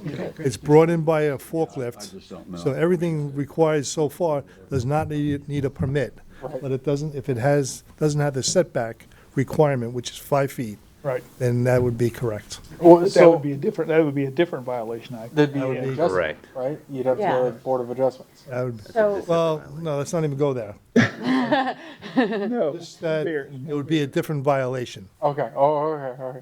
Mr. Foss, can you kind of explain why you were shaking your head so we can? Alice needs to speak. If this was a pre-manufactured shed that's, like you stated, 10 by 12, it does not require a permit to install it. It does require to meet the proper setback. Oh, Setback is 5 feet off the property line, side, rear. At the peak of the roof is 11 feet or less. If it's any higher, if it's 12 feet, you increase the offset by 1 foot. Instead of being 5 and 5, it'd go to 6, 6, 7, 7, depending on how tall the roof is. right. So it sounds like the So only it thing sounds is, like it's the we just gotta setback shift it. that we're talking, yeah, it's just gotta. It's gotta be pick it up, shifted. Put it over we get it shifted, we're good. Okay. here. So it's not, That's what I was hoping it was. Let me talk to Tommy Dells for a second. Sure. Yeah, yeah, please. Thank you. I could just see us with there with, you know, so we don't need a permit for this. No, not, if, Look at the nuance. it doesn't sound like it to me that they need a permit for this. Yeah, so that's, This is okay with y'all. I would recommend we continue this case for 30 days. It sounds like it doesn't need the permit, sounds like they need to move it, and then within 30 days, you might have everything squared away and may not have a case. Okay. So if we can just ask you to continue the case for Perfect. 30 days and see if it can't resolve. Perfect. That should be no problem. They- will we still need a survey? No. Yeah, we'll be, there won't be any doubt This gets about better the and 5 better. feet. maybe a tape measure, Five. just a tape measure They measure. from the fence maybe, I don't know. Well, see, the people who installed It's it probably were on said this it, and information. said, Probably We 10 need feet. 3 feet, I would think so. you know, on all sides. That's all they said, so that's what we did. I know where I fit in no sheds. Need 5 feet, Okay. All people struggle. just matter I can, of 2 feet. depending on how far I have. All right, so now, all we need now is just to do a continuance, which we don't have a script for that, so I think we, We motion to continue case 24. No, you gotta read the whole thing. gotta read Really? it. Oh, okay. Have a continuance motion here? I don't think, Yeah, yeah. I think we do. I think we got into, we had. Can we, He's can gonna we have to add wing lib? it. We can add lib, I think. I can address it. Yeah. Use the case number and the address. Yeah, that's it, right? Motion to, Oh, yeah, Probably 10 feet, looking at this. Well, I was- I'm 6'5", Yeah, I that can was guess our 10 problem, is feet. that we can set it that far. The plan showing 8-foot wall height, Oh, 1.5 to 12. so the pit, well, yeah, probably 10 feet. Pushing right about that. Yeah, I guess. So how far should we push it back? 5 feet. 5 feet, 5 feet, okay. uh, Easy peasy. We only got 2 more feet to go. We're gonna, all right, let's, Got you, and you're, all right. you're Tom. Well, I should be able to remember that. Okay. So This we're was gonna- a good night, We're thank gonna you. do, yeah, you too. Are we done? Yeah, on, you're they're good. Almost, wait, wait till they continue. your Wait till we case. do the motion to continue. in case number 24, 4665, for the location of 610 Highland Wood Avenue, I move that this case be moved till, for a continuous till March 12, 2025, till, to see if it's gonna be resolved. I will second that motion. Okay, we have a motion, we have a second. All right. Any further discussion with this one? No? All right. So all in favor, say aye. Aye. Opposed, nay? No nays? So, all right, so I think we've we're gonna give you guys time to get this resolved with the city and. Yeah, because they'll just have to, well, I'll just have to get those guys, because they gotta drill the holes and anchor it again, so, you know, whatever that is involved. Thank you. All right, All thanks. right, well, thank you, folks. Yeah. Have a good night. Good night. How many do we have left? Next case. We going to, Next- ready? Next case, yeah. Next case is case 24-4804, City versus Victoria Terrace Condo Association for the property located at 5891 Granville Drive. The case is before the board based on alleged violation of section 12-768A1, tree unlawful removal. The case will be prosecuted this evening by Code Compliance Director Tom Baroni. The city has evidence that the notion of violation and notice of hearing were properly served. Good evening, Tom Baroni, Code Compliance. This tree violation case is an irreparable, irreversible violation that was originated by Temple Terrace City Arborist Joe Ferris on December 11th, 2024. I did request Officer Laurie Smith to prepare a notice of violation, a notice of hearing for the removal of 3 protected oak trees without permission from the city. Officer Smith did contact the property manager, Cam Clark, while on site that same day, advising him of the unauthorized removals of the 3 protected trees.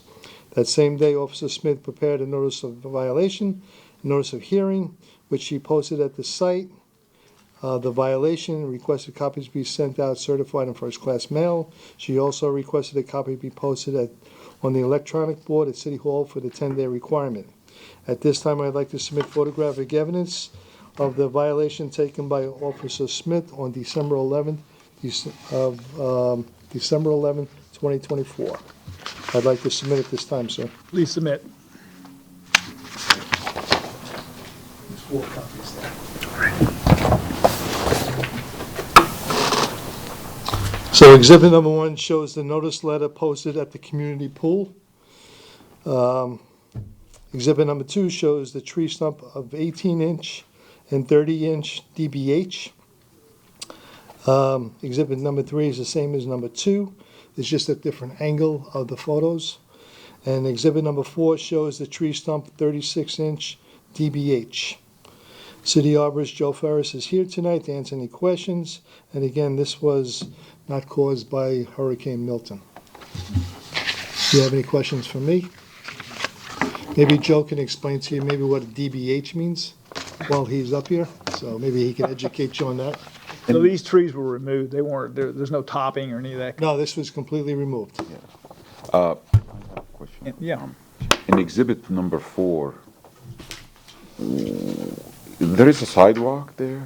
The tree is on top of the sidewalk? The root system is placed over the curb of the sidewalk, yes. Okay. Or the curbing. It's not the sidewalk, it's the curbing. Yeah. And there's no letter from an arborist or whoever? Well, that's a question for Joe Ferris to answer. We're just the enforcement part.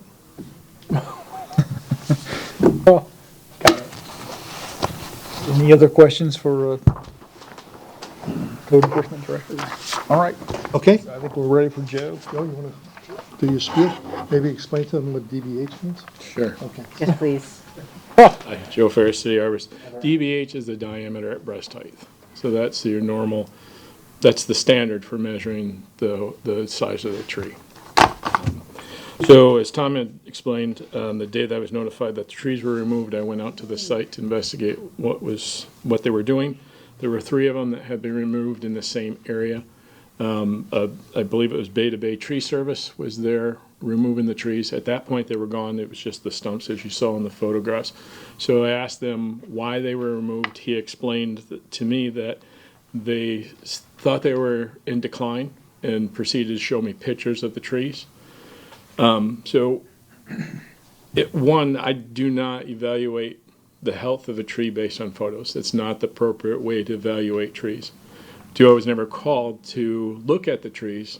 There is that slight chance that if I had been called and they were in a condition that they claim they were, permitting may not have been required for it. I may have wavered that. I may have said, yes, you can remove and permits are required. But I never saw the condition of the trees, and again, that it's not the proper way to evaluate the trees by photos.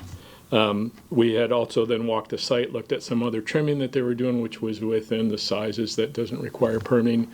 There was another tree in another location that they were scheduled to remove, had some damage from the hurricane, but I required them to get a permit. We were beyond the point where the city had lifted the ban for 1 month after Milton, where any grand sized tree could be removed without a permit, as long as myself or a representative had visually looked at the tree and said, yes, this is damaged, it needs to be removed. The tree service did, in that time period after I was there, within a week or so, got the permit to remove that tree. The only person I had been in contact with was the tree service. I was requiring trees to be mitigated in the same case as the last two. There was an X amount of trees that would be required to mitigate, but they could reduce that again by upsizing the trees. As of today, I haven't seen any trees replanted out there. Okay. Well, and the only other option would be, and you'll know, it was House Bill. Now, that doesn't apply to this situation. That is No? strictly for, and I have a copy back there, that is strictly for residential. It's specific to residential property only, single-family residential. Thank you. This is multifamily, so that wouldn't apply to have an arborist letter for the removal of the trees. Perfect. Or report as it is. How many trees were removed? 3 total that were removed. All right, and there's been no, have you had any conversations with the property owner as far as? No, just the tree service. That's the only one I've been in contact, or that's been in contact with me. So there's no, as far as you're concerned, there's been no attempt at all to mitigate in any way, either by monetarily or through planting new trees? Yes, nothing yet. No. Now, just out of curiosity, could they, thank you, could they plant more trees in the area even knowing the root system is still there? Right? They could still plant, yes. Okay, they could. Okay. And those root systems aren't going to deteriorate the growth of new. No, as long as you don't plant right in the exact same spot where the tree was. It's never recommended to go there. Whatever's left in the roots will eventually just decay and add to that soil and enrich that soil. It's food for any new tree. Okay. Or any other trees that are nearby that those roots may take that nutrients from. Perfect. Yes, first. You indicated at the beginning that they said it's deteriorating, and we, there's a They picture. said they were in decline, or they thought they were dead. Yeah, but you did not see even the ones they No, the brought trees down. were already moved, so I Already didn't completely removed, you just saw those stumps. And that's the process is for me to evaluate those, to see that. And again, Before they do. It's a guess now. I mean, if I'd seen them before, maybe they wouldn't have needed the permit. That would have been my call when I'm out there, or the condition of the tree, or said yes, the permit. And You have not seen them. but I didn't. They were cut, and all they had were photographs. Showed you some photographs of. Yeah, and Which again is not the proper way to evaluate a tree for the condition of the health is on photos. It's just not how you do it. So obviously, we can go up to $5,000 per tree. And I do want to add that in the past it's been a few years, probably 3, 4, maybe, been asked to this property to evaluate some trees. I had approved them and permit was pulled for those. So it had the process, the way it's supposed to be done has been done in the past. So they were aware of the process. They just, for whatever reason, decided not to follow it this time. Correct. So based on the condition of the, I know you don't want to go by pictures, but based on the pictures, is there anything we should do to mitigate the potential fine for these guys? Is there any? In terms of? Reducing it below 5,000. Again, it's hard to tell by pictures. I didn't see the trees to see, it's to evaluate it properly is not by photographs. Okay. You don't get a full picture and you're not walking around the tree to see the condition. Is it at the base of the tree? Is it at the roots of the tree or the canopy? What Roots does that look healthy. like? What's the condition of it? Is there rotting limbs that are falling? But not seeing any of that. And there's been in the past where trees have been completely dead and I don't require the permit. Yeah. But I at least have had my eyes on it. I've noted that and I have documentation. if anyone ever questions, why did a tree come down? And you said these were live oaks? I believe they were laurel oaks. Laurel oaks, okay. Yeah. And big diameter. Yeah, there were two of them that were grand size. One Grand was a size. smaller, was like 18-inch, wasn't quite. And what would have been your requirement? How many trees? As you said, It was I had 25 trees or 12 if they upsized. 12 if they do the double. Okay. Yeah. And that's, you're talking almost another $30,000, probably, Yeah. to do that. Yeah, I don't know what the cost would have been. Yeah. Depend on the type of tree that would have been replanted. Do the property owners typically contact you? I mean, I'm just kind of curious. Sometimes the property owner will, sometimes it's the tree service that will contact me. One or the two will call and ask me to evaluate, I've got concerns, we'll talk about it, and I go out and I'll evaluate it and then go from there. So it's done sometimes either way, just depending. And so after the fact, they still haven't nobody's contacted you after the fact? No one's contacted me from the property owners. Do we have respondents here? I don't know. Oh, okay, sorry. Maybe I didn't realize you guys were back. Okay, all right. So any further questions for the city arborist? Thank you first. All right, okay. So thanks, Joe. All right, so respondents the floor is yours.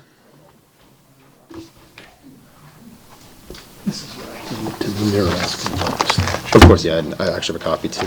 Can explain some of that. These are submitting both this in evidence or what have you. Good evening, Stan Rowe. I'm general counsel for Victoria Terrace Condominium Association. Address is 5891 Granville Drive. And I'm Cam Clark. I'm the property manager. I know what you guys just heard.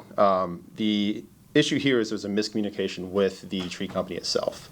As he mentioned, there was prior permits pulled for trees 3 or 4 years ago. That was a different tree service. The tree company that removed these trees was under the impression that 163045 applied in this situation, and if he deemed them to be dangerous to property or persons, they could be removed without a permit.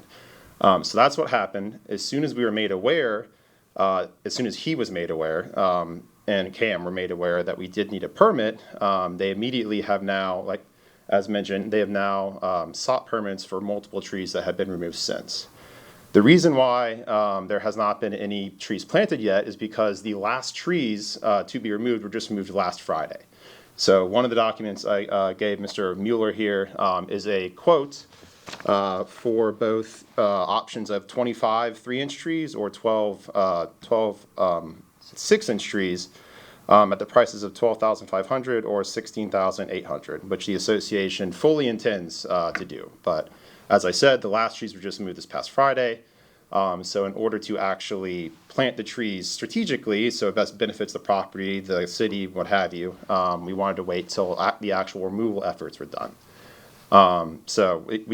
This was not intentional whatsoever. It was negligence on the part of the tree company itself. We are very sorry this happened, and unfortunately it was in the wake of Hurricane Milton. The trees, another document I just handed the gentleman was a statement from the arborist saying the trees were, like I said, harmful to property persons, and that's why they were moved. So, wake of Hurricane Milton, and we are simply seeking to make this right by planting either 25 3-inch trees or 12 6-inch trees, preferably the 12 6-inch trees. I can say the association's going to go with the 12 trees just so that we can actually get them placed in an area where they're not going to be a concern for damaging property or persons. Trying to put 25 smaller ones, we're just setting ourselves up for down the road to have to take more trees down. So the plan is to go with the 12 larger trees and to get them placed in areas where they're going to be able to stay and grow to maturity and not be in a way or next to sidewalks like one of the ones that was damaged that was removed. And which is actually the more expensive option by $4,300 too. So we're not trying to pinch pennies here. We want to make it right and go on. And as I've said, we have requested permits and will in the future. Absolutely. It was simply an oversight by the tree service. Well, and I will make sure that any tree vendor moving forward that does tree work in the association emails me a copy of any permits prior to removing a tree. I take fault on that, but I leaned on the vendor to make sure they were following what the law was, so. So the tree service, like you said earlier, they misinterpreted the statute, the state statute? Correct, yes, yes, sir, because in 2022, the statute changed to only apply to single-family homes. So he was operating under the 2022 version, so he should probably not try to practice law. Yeah, because when he called me, he was just like, no, I got Just this, saying. I got this statute, and I was just like, man, if they're saying you need a permit, then just stop everything, get the required permits, and we'll address this accordingly. And he did reach out to Mr. Ferris and did get the proposal. I did reach out to Mr. Ferris and left a message. I didn't get a return call, but I didn't follow back up with him either or try to contact him again either. So I'm not putting that on him or anything. I figured I already got the proposal. I got what the mediation needs to be to address the issue, so.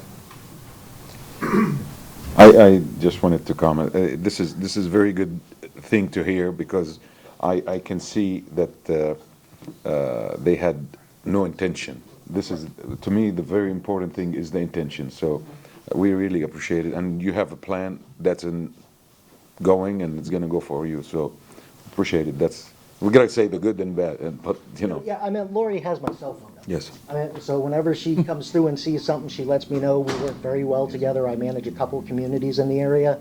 So I mean, I do their job as a property manager. So I mean, I understand why I'm here, why we're here. I can tell you that I will make sure that any tree that is removed, a permit is required, or even if I'm told that a permit isn't needed, I can reach out to them, because I know there's certain trimmings that can be done without a permit.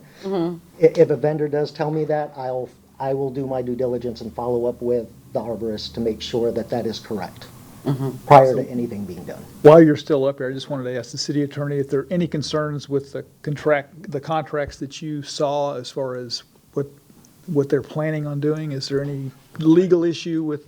I think that's really going to be a better question for Mr. Ferris. He's had a chance to review it.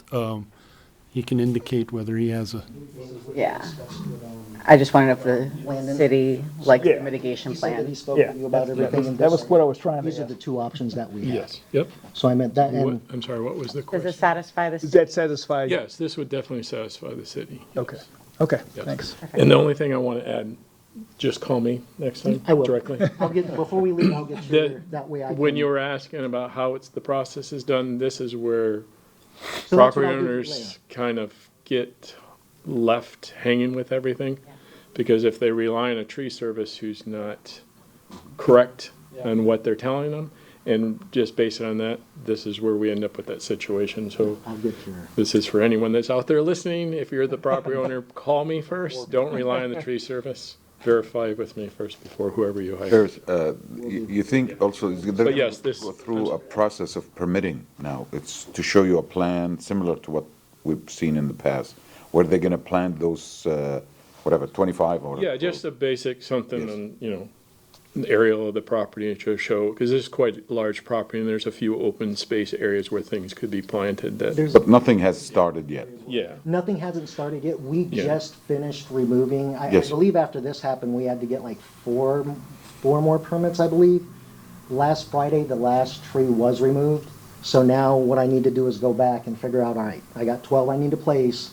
Let me find the areas. I'm thinking one's gonna be right, and the community's right across the street. So you've gotten permits since all of this? Oh, the minute we found out about this, there was like three other trees three or four that needed to be removed, and I told them, nope, you get permits and don't touch anything until you get the permit. So that's what puts things a little bit farther up. And I didn't want to start any new plantings until everything was done and we could actually get a good plan. And they just give us a timeline, how long it's going to take before the planting of these trees.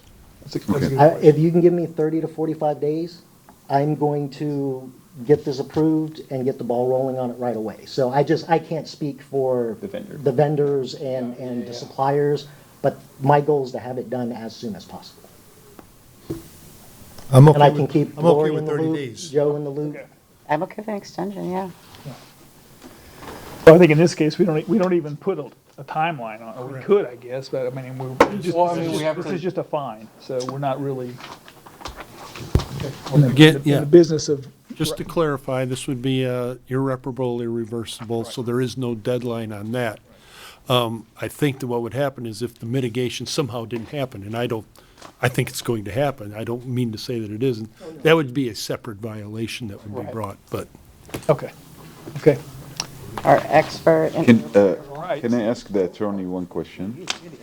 I know we cannot put a timeline, but can we do the fine tremendous or to the max if they've done nothing in 30 days or 45 days or whatever, and then if they did it faster, to give them that incentive to have it way lower, and treat it like, you see, most of the cases that we had. Language is tough, though. That is exactly where I was gonna go That with language is tough. Again, if they fail to mitigate, then another case will be brought. Will be That'll brought. be the easier way. I think the practicality of trying to create an order like that. Yeah, well, because I'm trying, from what I'm seeing and what they had, we can stay with the trend of, the fine, because we have to come up with a fine. And to me, they showed good faith of doing the mitigation for This is the. great discussion, but Yeah. let's Okay. move this. I mean, Well- it's a long meeting, so we really need to. Okay, I thanks. don't want to cut you short, yeah. but Well, we can do this. I'm trying to prepare for what the I'll amount. give it my best shot, and I appreciate your sentiments, Yeah. and I like that, because they've also done a lot. Yes. Don't judge. This is good. We finally. You're the expert on We finally that. have a tree expert here on the. Oh, yeah, tree code expert, board, yeah. so we can- In case number 24-4804, I move that the city is proven by a greater weight of the evidence the following violations of the City of Temple Terrace Code exist on the property located at 5891 Okay, yeah. Granville Drive. Applicable code sections, we're looking at, hold on, I got it here, 12-768, subsection A, subsection 1, tree unlawful removal.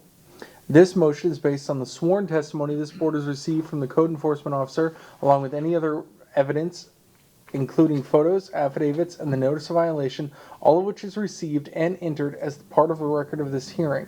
I further move the violation is irreparable and irreversible as defined by the City Code Section 1-63.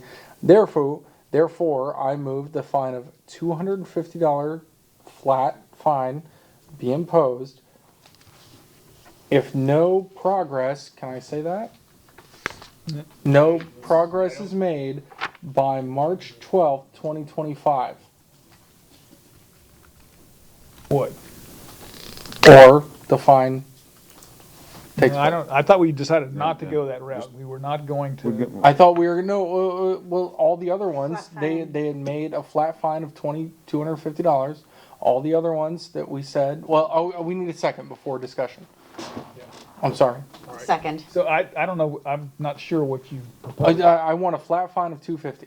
Okay. However, if no fine is imposed, then I guess I should have said more. If no progress is made by. Because I want to see that evidence. I want evidence that they have made progress towards mitigation. She seconded, but we have. That's why I was alluding to. But the 250 would be sufficient for me. Correct. But no time. We got a second. Okay. All right. Yeah. And then we can read. Well, that would be a different violation, because if they don't, if they not plant the trees and that's why I do said what no they progress, intend. because I want to know. I understand that with vendors and things, it can take time sometimes, or you have to, and he has however many properties he has to manage. So I can amend my initial motion. However, I want progress. I want to see that there is effort. I want to see that they are moving forward. I want, So you want them to report back here in 30 days and with Can we their ask Ernie if progress? that's okay? I just want to know if we. I know, because Ernie's making a face. Yeah. I don't. Can we I make personally that don't like this stipulation, Ernie? approach, but Well, I just think it's gonna be problematic enforcement-wise even. Yeah. My thought is, if you wanna see progress, do you feel that you'll be able to get started by March 12th? Easily. I can keep Mr. Ferris I love that. in the loop with it.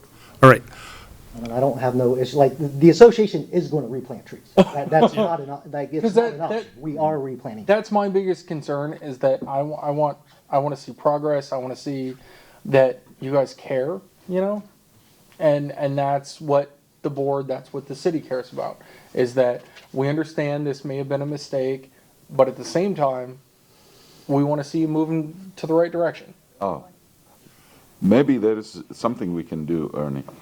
We can vote on the fine after they're done. Is that possible? you could bifurcate, I think. What you're saying is kind of come back for the sentencing, kind of the penalty part of this. You do the right thing, otherwise you go to. Can I just have a second? Let me talk with Tom and Joe. Yeah. Yeah. And then I'll. And this is why we have discussion. You see, Brian, This is why we have No, our I city appreciate. attorney No, I running it. appreciate it. We have to be really careful with our language though, because we want to make sure that we're not obligating code enforcement to because they do can that get- we're not like stepping on language. Language. They can get the fine. That's why we are people and not monkeys. That's true. How can you enforce Thumbs are a thing. enforce that? Well, they would come, I think they would come back with a I know that. separate, Oh. separate violation for I'm on them the not same- mitigating this. As an underwriter? Yeah. I'm pretty sure we've done that before, where they, Doesn't sound like it. As the that was a question we had one time where we postponed the, we did a continuance on, because That's what makes. Joe wasn't 100% sure. Remember that? I think that was the one where he wasn't sure, Give them time. where he wasn't sure if they were going to mitigate I or will not. They suffer. said they were going to, so we gave him more time. And then he came back and said they did mitigate it, and then we gave, and the fine was You know imposed all on of top of the that. reasons So I'm that may be, surprised. maybe a continuance situation where we can, So if you could remove the date Yeah. from the Okay. time, the 30-day frame, the city is okay with that, okay? So If no they- date? If they don't put the trees in, like they said they're gonna do, we could bring it back as a repeat violation. okay. Perfect. Okay, so no day. Solution. Okay. So no progress, but The fine is up to you guys. Yeah. Whatever you wanna come up with, but eliminate the date of 30 days. so would I just have to say until code? Just read it as is written. Just read it as it is. Okay. Just eliminate the date. Okay. Yeah, Mr. Hubert, I guess you probably talked about it, but I've also talked to opposing counsel, and they understand that if they don't start mitigation, because there's other factors that can be involved. They brought to my attention, you got other people that are gonna be planting it. Right. So, but if they haven't been in touch with Mr. Ferris, if mitigation hasn't happened, in a time that the city's happy with, there's going to be an immediate case brought. Now, if it's a repeat, should we warn them that fines can be doubled? We'll worry about that. We'll worry about that when we get there. Again, we're talking irreparable, irreversible, up to $5,000 per violation. Okay. You have 3 violations. So can I just start at this Start from the motion beginning, phase? please. Yeah, We've had start it. over. You do it so well. Thank you. The tree violation expert on the. Oh, I love the trees. I'm the Loraxes. In case number 24-4804, I move the city is proven by a greater weight of the evidence the following violations of the City of Temple Terrace City Code on the property located at 5891 Granville Drive. Applicable codes 12-768 subsection A, subsection 1, tree unlawful removal. This motion is based on the sworn testimony this board has received from the code enforcement officer, along with any other evidence, including photos, affidavits, and the notice of violation, all of which is received and entered as part of the record of this hearing. I further move that the violation is irreparable and irreversible as defined by City Code Section 1-63. Therefore, I move that a fine of $250 be imposed, flat $250, not to exceed $5,000. All right. Just leave it flat, 250. Yeah. Yeah, I think the other, I'm not sure if we're You don't have supposed to read I'm the not- last. I'm Well, not it was supposed in- to- it was in- Yeah, I know, it's. It was there. All right, so we have a motion. We have a second. Second. All right. Any further discussion on this? All right, so all in favor, say aye. Aye. Opposed, nay? No nays? Motion passes. So Thank you, everyone. you guys are, you're all set? Okay, all right. Have a good night. Oh, All right, I am now known as Lorax. I'm gonna go and mess back. next case. Next case is case number 24-2353, City versus James L. and Joyce A.G. Evans for the property located at 11305 East Queensway Drive. The case is before the board based on alleged violation of Section 10-4B4A, nuisance buildings 90 days. The case will be prosecuted this evening by Code Compliance Director Tom Baroni. The city has evidence that the notice of violation and notice of hearing were properly served. Good Sir- evening. And sir, were you sworn in? All right, very good. Good evening, Tom Baroni, Code Compliance. This case was presented back on December 11th, 2024 by me for the violations of a structure that's a nuisance to the neighbors. And based on Mr. Evans' presentation, the board and the city came up with a continuance to be presented 60 days from that date. So I'm here tonight. Was everybody at that code board meeting heard my testimony? Yeah, Yes. I was. Yep, I remember. Was Remember it. Mr. Gomez, you weren't there?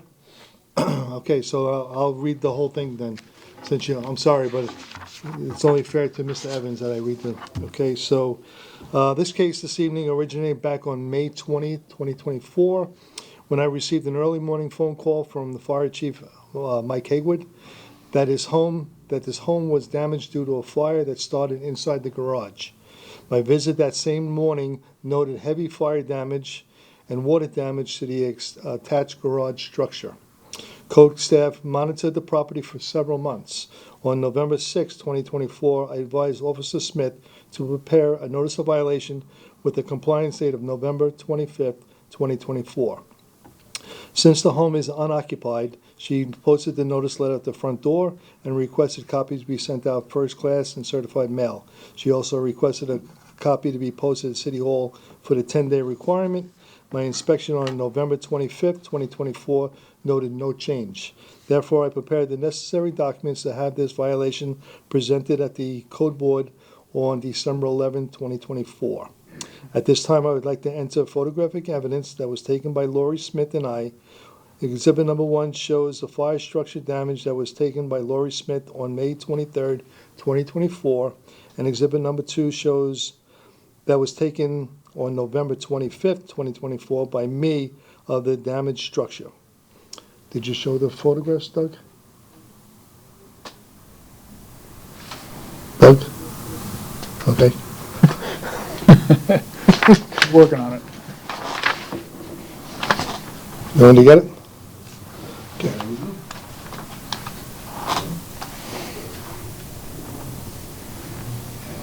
Wait for the little arrow to pop up.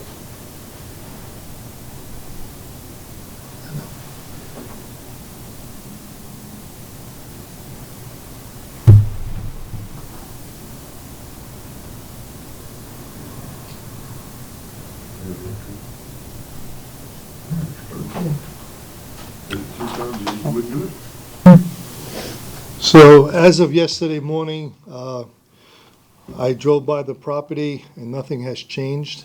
It still looks the same way as you see today. I'm still receiving complaints from neighbors of why isn't code enforcement taking any action against this property owner. I do believe it's a nuisance and a hazard to the school that it's adjacent on the back side of the house.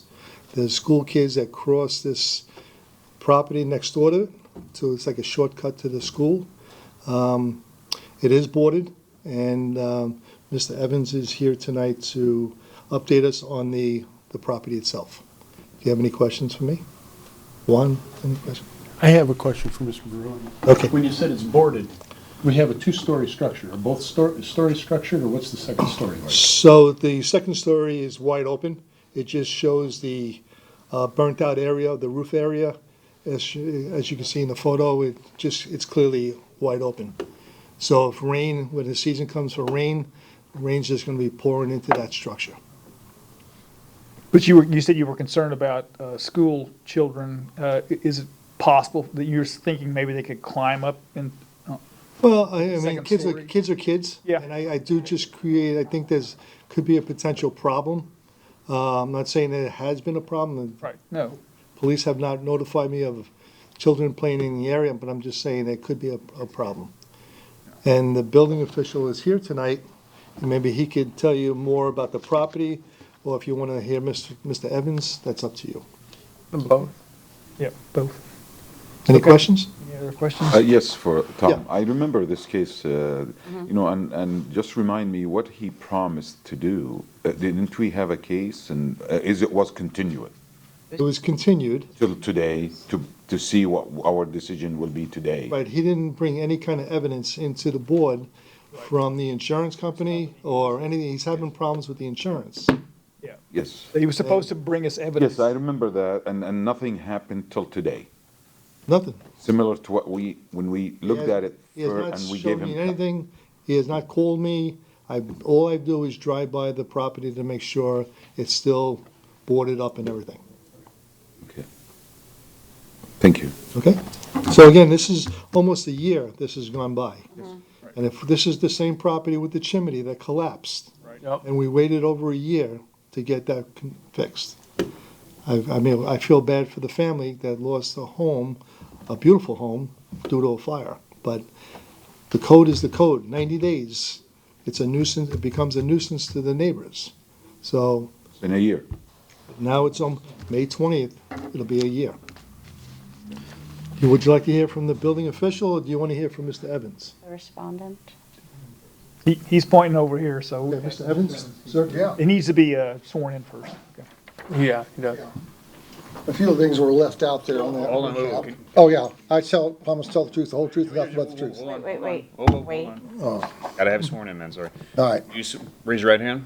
Do you swear or affirm that the testimony you will provide the board tonight will be the truth, the whole truth, and nothing but the truth? Yes. Thank you. And state your name, please. James Evans, I live at 11305 East Queensway Drive. I used to. Current owner. As a refresher on that last meeting, it was not that I was supposed to bring back, I told y'all I was going to depositions in January, and we were gonna have me come back and fill you in on what occurred, and if we had any more information from the insurance company, because this whole thing is dependent on the insurance company. The result of that, I haven't gotten any I haven't gotten anything in writing from the attorneys regarding the deposition, but I did find out from State Farm that they fired the adjuster that's been dragging this out for all these months. He's gone. I have a new adjuster. Today I got a text where he has already in 1 month, he's been on the job now for about 4 weeks.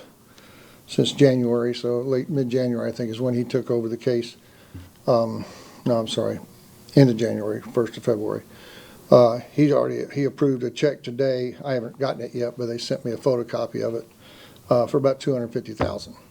Now, that's nowhere near the amount required to replace it, but it's a good faith effort by them to let me get started on some things. So I've hired an architect. I've spent $5,000 to retain an architectural firm. I told him I still want to go to the inside and start tearing the house down. I have to talk to Dallas about getting a demolition permit. Excuse me. I'm feeling really sick, guys, so I'm sorry. I think part of the stress, but I think I'll have a much better. Hopefully, this new adjuster, he's done more work in the last 3 weeks than the first guy did in 5 months. So I have a lot of faith in this guy, at least temporarily. My personal adjuster that I hired to help me through this, he's feeling real positive about this guy too. That's when he sent me this, because they sent him a check that he has to countersign to send it to me. So that's why they sent me this picture of it. I can show your attorney the picture if you want to see it on my phone. I was hoping to try to print it out before I came tonight, but I couldn't get my printer to print it out, so I just couldn't do it. But I hopefully will have an answer as far as the only thing, what they have not approved is the contents. And they advised me, I asked if I could go ahead and pull a demolition permit, and they said you can pull it, but if I start tearing things apart, it could hurt my claim, because the only thing they're not approving so far is the contents. And once I start tearing all that contents out, there goes my evidence to fight them with. Now, I've got a list that the first adjuster insisted I produce a list itemizing literally everything, how many pairs of socks, how many pairs of shoes. I got a list almost an inch thick, single-spaced, of possessions, clothing, socks, shoes, silverware, plates. I mean, it took me probably over a month or more to compile that list, and it's not complete, but it's what I could do to get it into them. So right now, I'm still planning to go ahead with a permit, as I think that they are going to give me an okay, but I'm scared to death that, their past track record has not been wonderful. But like I said, this new guy does seem to be a lot more on the ball than the previous guy. Now, they could be doing a mutt and Jeff, I admit. I haven't called State Farm and said, hey, is so-and-so still there? But I take their word that he was fired. And the new guy said that I'm not the only problem. There's a whole bunch of problems this guy was handling. And he said, I just haven't gotten to your contents yet. But I submitted a contract with a contractor. I submitted a proposal on rebuilding the house. And he said he's okay with that. So now he's just working on contents. I'm hoping to have an answer in a couple of weeks, maybe even this week. I just don't know. But that last answer on the contents is the only thing that's stopping me from going forward. But I got to get the plans approved. I got to get them drawn. But I can at least start. Once he okays the inside, or he comes up with a number that says that we both agree on for the value of the contents, then I can start tearing things out of it. But I can't do that without a permit. So that's where I'm at right now. And at least I've got some good news that I do have some money now, or I will have some money, but I still can't. All I can do at this point is just go for a permit and sit on it until they say, yeah, we're good on your contents. And then I can start knocking it down. But we're going to tear the whole house down. So I just have a question for the city. Let me finish that up too. Oh, sure. That side lot is not a side lot. That's my property. That whole lot is mine. So you're worried about kids trespassing there. I let the cops park out there. They hide behind my bushes and write tickets. You guys have been parking your vehicles there for the last 15 years, ever since you started the parade. You guys line up and park all over my property. I've never said a word. I'm fine with that. But I don't have a problem with kids climbing up in that house or trying to break into it. I boarded it up. I had the fire inspector look at it. He's fine. I've got padlocks on it. I got plywood on it. Yeah, you can put a ladder up on it and climb up on the second floor if you're that gumptious, but none of those kids from Greco are that gumptious. I'll warn you right now. And I have talked to the cops, not because of problems with the house, it's because I keep finding drug paraphernalia out there in the bushes at the corner, Now, I've called the cops on that like 3 times. That's why I said, you guys need to start parking back here like you used to. And they still do. I got pictures on this phone right now to show you cops parked in my backyard at the edge of the lot to catch the kids coming out. But the only time they cross that yard is when they're trespassing. So it's not a vacant lot. It's not an open place to go running through. It's, they do it, but it's not something that's, I don't think those kids are out there trying to break into the house. They've had ample time. I've been there for over 20 years, since I built that house in '87. I think the city attorney wanted to. Yeah, I just got a question, Mr. Evans. You've talked about, you can start a demo permit. I think what the city's also looking for here is what's the overall plan? I just said it. I've hired an architect to redraw the house. The whole house has to be torn down. That's what I was going to ask. I mean, that's why the holdup is the inside. I'm over the limit, and I'm not asking for extra money. I'm not asking for over the amount. But basically my adjuster just said, you can quit making a list because you've already exceeded the limit of the policy. So just what I've listed so far on all the furniture and the belongings and the TVs and everything else. The first adjuster, he said, I'll give you like $3,000 and you can haul everything out of the house so we can get a really good look at the structure. And my adjuster is the one that, I thought, that sounds crazy, but what the heck? And my adjuster's like, so you're going to okay the interior amount? Oh, no, let's not get the cart ahead of the horse. So he said, so you want us to take everything out and haul it off, and then you'll tell us what it's worth? So your plan will be Just to tear the house down. The check on the structure itself, you're just now looking at the interior. No, that's only like 25%. So, but your plan will be to demolish the entire Yeah, house? the whole and house is going. rebuild, or? I'm gonna rebuild, yeah. That's another thing that State Farm did too on this, to even get this check, this 250,000 is to get started with the plans and the permits, because they don't wanna, we talked about this a little bit.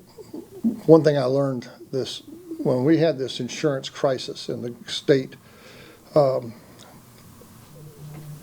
passed some legislation to modify the insurance agency. They did a couple of things. They allowed the insurance companies to depreciate your house from market value to whatever they decided. They felt like they could knock off 35% of the value of your home for age and depreciation. Even though the value right now, say, is $1 million, they can say, well, we'll give you 700,000 and that's it, because we're allowed to do that now. Secondly, is we don't have to pay your attorney. You have to pay your attorney out of pocket. So if you sue us and win, you're still going to pay us. The worst we can do is we have to pay you what you originally owed us, what we originally owed you. So they got a no-lose situation in this case, because they can refuse to pay the full amount. And if I sue them, I got to pay the attorney 35%, which takes the 35% they're not paying me off the table right then. I mean, it's a horrible, horrible decision as far as homeowners go. But that's where that is. So I'm just trying to get so I can rebuild the whole thing. But I know I'm a retired contractor. I built homes, hundreds of homes, and it took me a while to finally wrap my head around it realistically. But to completely gut that house down to the framework and then go back and bring it up to code, meaning adding filled cells and rebar in the walls, and had to tear all the sheetrock out, all the framing pretty much, and start from scratch. You might as well just bulldoze the thing off, because you're going to spend a fortune trying to disassemble everything slowly to get it down to just walls and frame. Well, I guess the question would be, in 30 days. In 30 days, I can give you an answer. I might be able to give you an answer in a week as far as going to demolition. Still got to get the permit approved. Yeah, where do you think you'd be in that 30? Because if they've sent you the check, and I know with insurance, the way it works, if you have a mortgage, you're going to have to get it confirmed by them. There's a bunch of paperwork, like I said. Correct. There's a lot with that, and I know that more than most. Yep. However, where do you think you'd be in that 30 to 60 days? Because again, I don't know the details of the people who might be complaining. What I've got, I mean, I'm not worried about the check is no problem. My house is paid for. It's paid off. Oh, okay. It's so easy. Yeah, that part is easy. The point is there's like a $25,000 section for demolition, but that's in the interior part. So the money they've given me is like for trusses and for framing and they've given me a portion. Okay, they haven't approved the interior, and the interior, I guess because they have to go inside and bring the stuff out, that's part of that. Actually, they said 3,000, but the three bids they had all were 20,000 plus. But the real question is, what's the progress that you? The progress now is I've got money to hire people. So, like I said, we've already hired an architect. I'm hoping to have the plans for review within a week or two. I don't know how. This is the demolition plan. That's what you're talking. No. House plans. House to rebuild. Got to build the whole thing, all from scratch. Now, demolition, I don't think I have to have plans for demolition. Brian. But I do have to have it done professionally. I'd like to demolish it myself, but Significantly. that would take forever. We have a question over here too. Can I? Oh, no, it's okay. No, but I was just going to say, the idea is, as soon as they tell me that that they've got the interior taken care of, and I can go ahead and bring somebody in, a professional, because they're going to have to separate it, because when you have a burn like this, and you can back me up if you like, you have to separate the debris, because some of it can't go to certain dumps. You have to take certain things. I'll have at least probably 3 dumpsters involved minimum.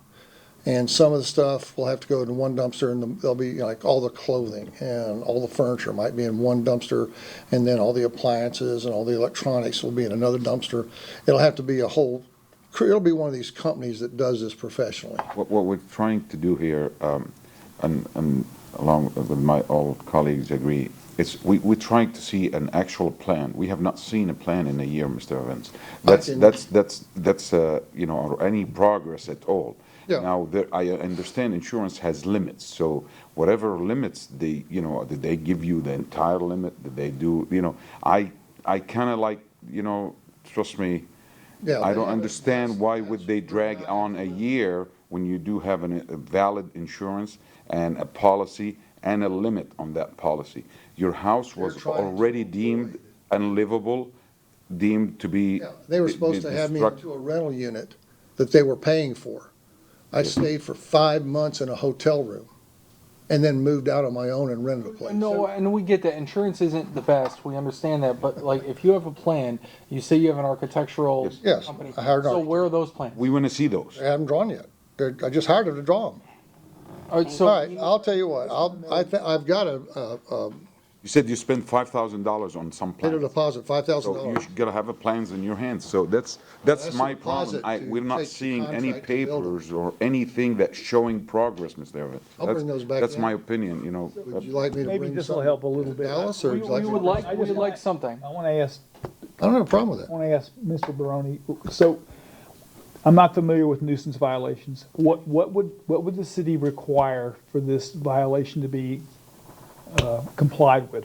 I don't know, what exactly are you guys looking for If you look at the long-term? If you look at the verbiage of the code, it says partially destroyed or damaged, Okay. and that's partially damaged. Yeah, the garage is what's For damaged. them to bring that property in compliance, they would have to either demo the whole structure or demo the garage area that is damaged. Well, and then at that point, like thinking of past cases, they have a longer period of time to rebuild, right? Like you get a permit to build a new structure, you get 6 months. Yeah, they'll have Yeah, I to, think right, the- obtain permits to build the structure, new structure. So the demolition is really, that's all you guys are looking for right now, to get If the, that's the plan, and the building permit that he's talking about to get a new structure built, that has nothing to do with what we're just, Right, what there's we're, two permits. The recommendation here.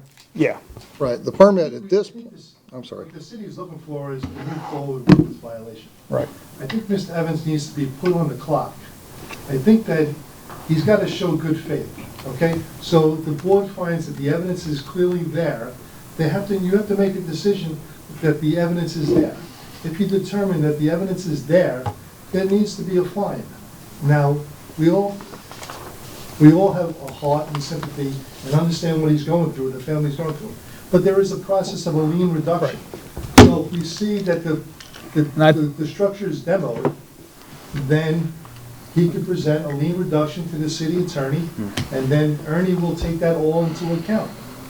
And I think he said, We can't right. allow this to go on. Correct. And on and on. I think he said in 30 days he'll have an answer for us, and that, well, 'cause and maybe, there's- and, But that's not gonna. no, I'm not saying we can't come up with a fine, I'm just saying that he can come back and give us a status or whatever. there's people on the board who have gone through something very, very similar to you. There's also people on the board who have worked in the industry that you're fighting against. Yeah, I know. And I 100% understand your position. Frustration.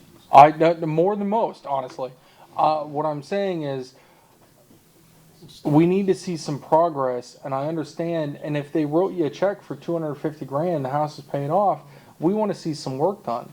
That's all we're asking. My point is demolition, I can't start the demolition until they release the interior. That's the holdup.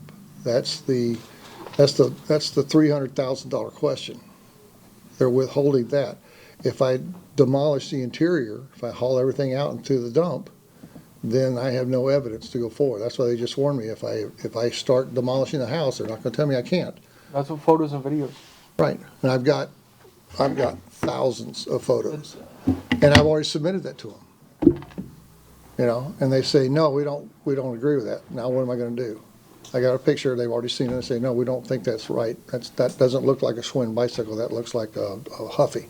I think we beat this topic to death, I think. Yeah, I can have We need to come up with. stuff in writing for you. Yeah, I can get letters Here we from go. the adjuster, et cetera. So I'm ready to do the motion. Yeah, I will be glad to take care of this one. Thank you. In case number 24-2353, I move that the city has proven by a greater weight of the evidence the following violation of the City of Temple Terrace City Code exists on the property located at 11305 East Queensway Drive, applicable code section 10-4, subsection B, subsection 4, subsection A, nuisance building 90 days.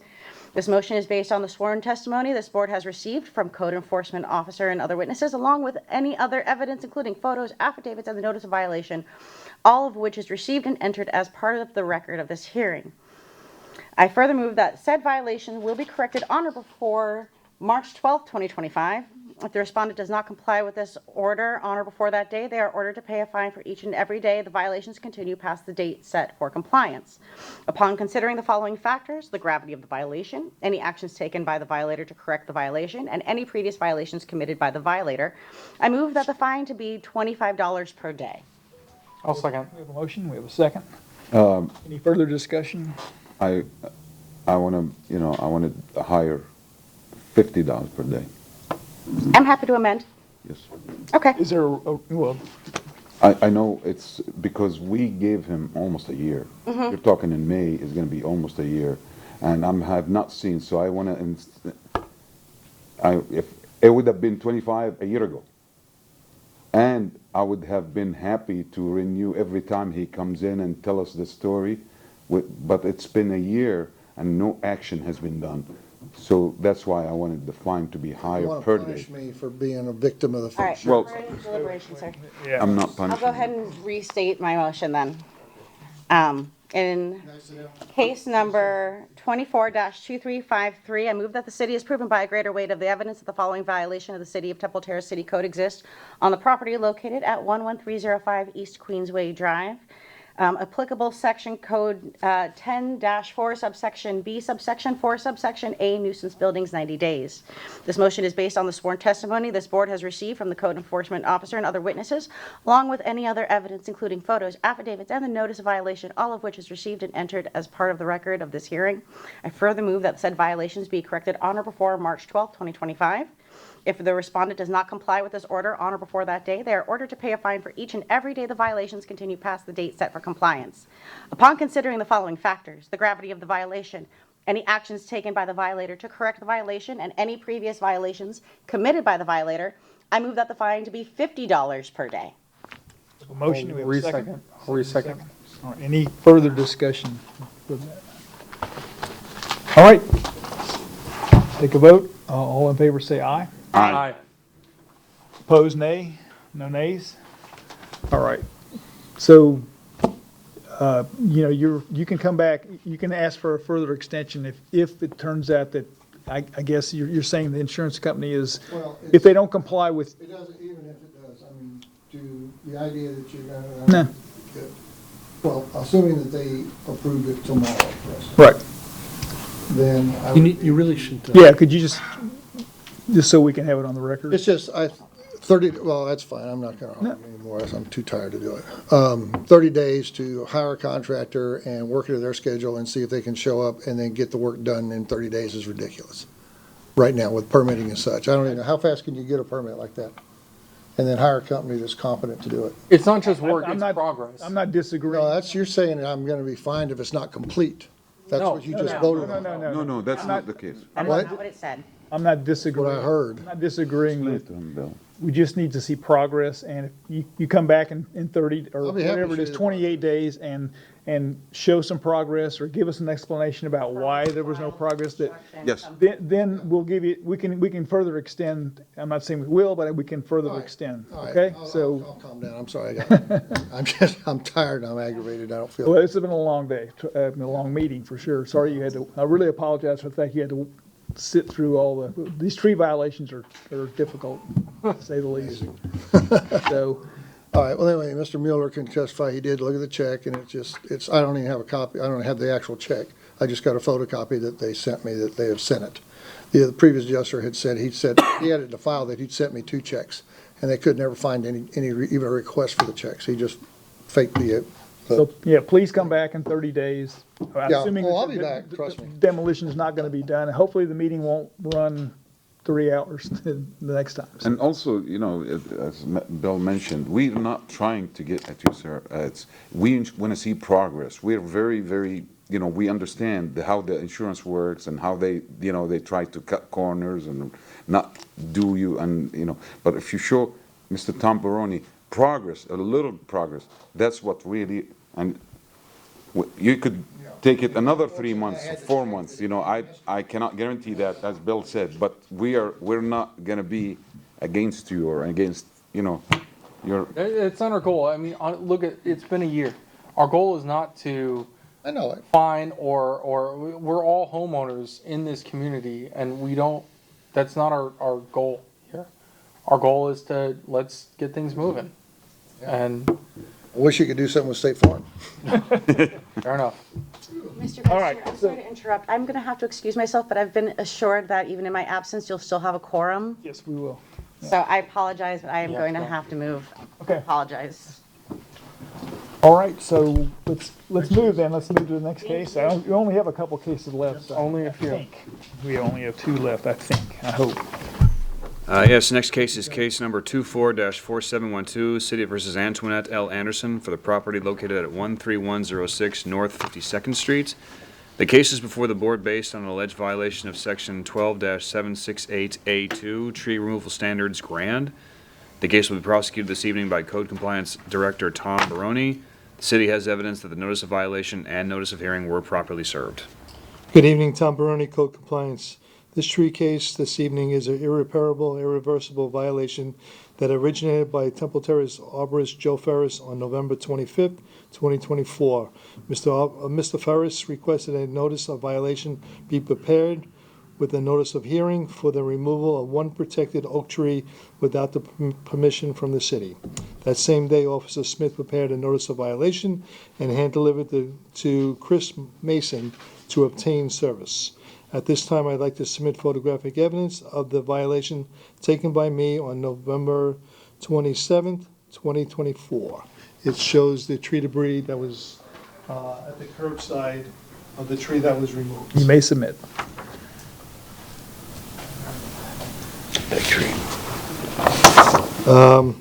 This violation here, the property owner has an arborist letter, but at the time of the tree removal, and when she met with Mr. Ferris, he can elaborate, she didn't have the letter in hand. So by law, you're supposed to have the letter prior to the removal of the tree. So Mr. Ferris will elaborate on that. And of course, this tree was not caused from the damage of the hurricane. And Joe is here tonight to elaborate on the violation. Okay. Any questions for Code Director? Okay, thank you. Joe Ferris, City Arborist. So as Tom explained, I was notified that this tree had been removed. A little back history to it, in mid-August or so, I had been contacted by a tree service, asked to evaluate the tree because the homeowner wanted to remove the tree. Went out and evaluated the tree, found it to be a healthy live oak, roughly about 28 inches in DBH, making it a grand. So I denied the removal of the tree. Didn't see a reason that it needed to be, at least not in the fact that it had any threat to the property or anybody on the property. Once I was notified that this tree had then been removed, our assistant in community development had a contact for the homeowner. So she had emailed the homeowner to let her know that we were notified this tree had been removed, to find out if they had gotten approval or a permit. The homeowner responded back saying they always get permits whenever they do work on the property. Our assistant then responded back stating that there was no permit in the on file that had been issued, asking then if they had an arborist letter. The homeowner responded back stating that they will get one. Then our assistant responded back that that was considered an after-effect permit. So part of the changes that happened a few years back with this statute was that it states that a homeowner should possess the documentation. It used to be obtain. Now it's changed to possessing the documentation, which means that they should have that in hand at the time the tree is. That essentially takes the place of any municipality asking or requiring permits for removal. I haven't spoke with the homeowner. They've never reached out to talk to me. The communication had been through our assistant in community development by email to the homeowner. So that's where we're at now. So would the city be expecting, does the mitigation part apply? I mean, she could mitigate by planting another canopy tree somewhere on the property, but she has yet to reach out to me to even inquire what to do as far as any mitigation or where she stands with. Do we have a rough cost of what that mitigation tree might be? If you look at, the 3-inch minimum, probably a few $100s, with the cost of tree being planted, delivered, planted, all that, it could be $500-600. But you haven't had any discussion with? But I've had no discussion. She hasn't reached out at all to me since the notice of violation has been posted. Okay, so I'm a little confused on the mitigation part too, just because the residential properties, if she had had the arborist letter in advance, she could have taken the tree down and there was nothing. And that we wouldn't have done anything. city couldn't- If she had that and could have, when we reached out to her, said, I have the letter, I'll send it to you, and we received it, then that's it. That supersedes anything the city or any other municipality can do. But the fact that she didn't have that in possession at the time means that it was sort of an after effect then. You don't go obtain it after you remove the tree, So that's why I'm saying, is there really even a mitigation option? I mean, it's kind of like. In a residential lot, I usually require a 1-for-1 replacement because you're limited on space. It's not like a commercial property where, the site was developed requiring those trees to be there. So residential, if it's a healthy tree, I've always required just a 1-for-1. Again, if I went by the DBH, it would have, 28 trees, that doubles in size to 40. There's 56 inches divided by 3. So, I mean, there's no way you'd plant that many trees on the property. But this is considered irreparable and irreversible? Yes, still considered, yes. And they're no respondent? No, they have not reached, the homeowner has not reached out to me at all. It's going to be tough on you, Brian. Any further? He is the Lorax, right? Yeah, you're the guy. So But as far as mitigation, that would be just between the homeowner and myself. That wouldn't really apply to the fine of that your decision on the fine. Yeah, that's kind of what I said. We're not really involved in the mitigation process. No, We're just here to assess a fine. Yeah. Or potentially assess a fine. And the fine is up to $5,000. Up to. And it was one tree that It we're was talking? one grand live oak. Big one though. Yeah. A big healthy one. Big healthy one. Yes. There are the residents tell this is an occupied residence. Yes. Yes. Yep. All right. Any other questions, Mr. Ferris? Okay. All right. So I'm looking for a Here fine. we go. All right. Me and Lorax will go. In case number, and this is 24-4712, I move the city has proven by a greater weight of the evidence the following violations of the City of Temple Terrace Code exist on the property located at 13106 North 52nd Street, applicable codes 12-768, subsection A, subsection 2. This motion is based on the sworn testimony this board has received from code enforcement officers, along with any other evidence, including photos, affidavits, and the notice of violation, all of which is received and entered as part of the record of this hearing.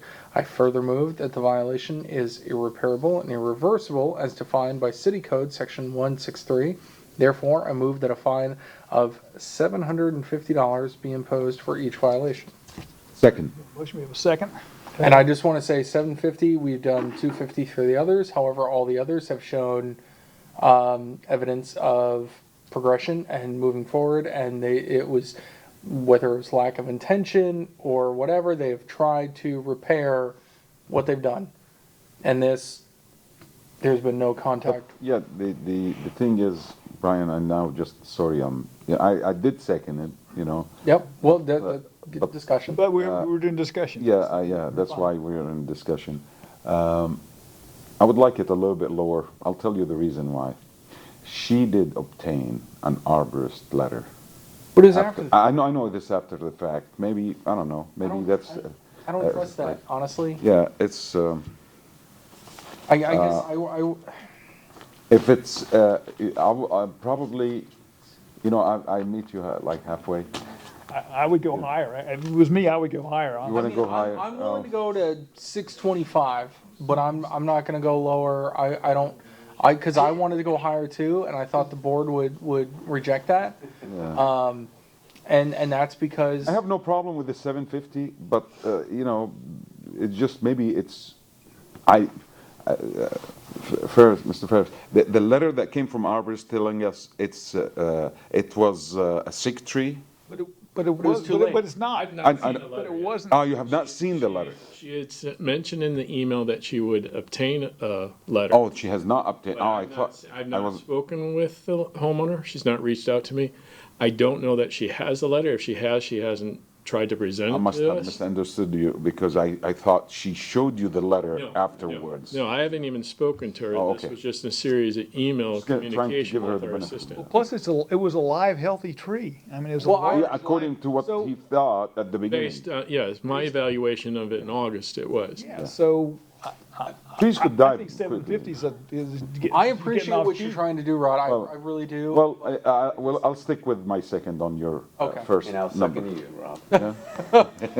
I think it's a fair. Yeah. I think it's a fair Yeah. penalty, honestly. Yeah. Okay. I'll stick with the 750. Okay. All right. I agree with it. That's All right. good discussion. So we're ready to take a vote. So all in favor say aye. Aye. Opposed, nay. No names. No nays. Okay. So Next case. next case.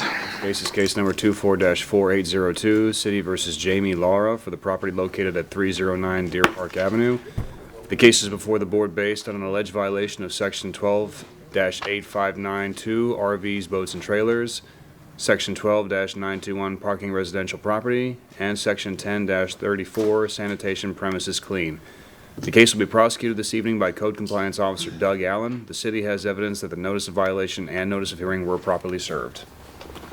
Good evening, Mr. Vice Chairman and board members. Doug Allen, Code Compliance Officer. This case was originated by me on December 11th, 2024 for yard parking, a utility trailer in the front yard, and assorted items in the front yard. I left a door hanger with a reinspection date of December 19th, 2024. My reinspection on January 6th showed no change, so I generated a notice of violation on that date with a reinspection date of January 16th, 2025. I posted the notice at the site as well as at City Hall for the 10-day requirement on the electronic board, and copies were mailed, both certified and regular mail, to the address of the owner of record. My reinspection on January 17th showed no change, so I prepared a notice of hearing on that date, and the case was scheduled for the February Municipal Code Board meeting. This time, I'd like to submit photographic evidence taken by myself on January 6th and January 30th, 2025. Exhibit 1 will show the notice of violation posting. Exhibit number 2 shows the yard parking.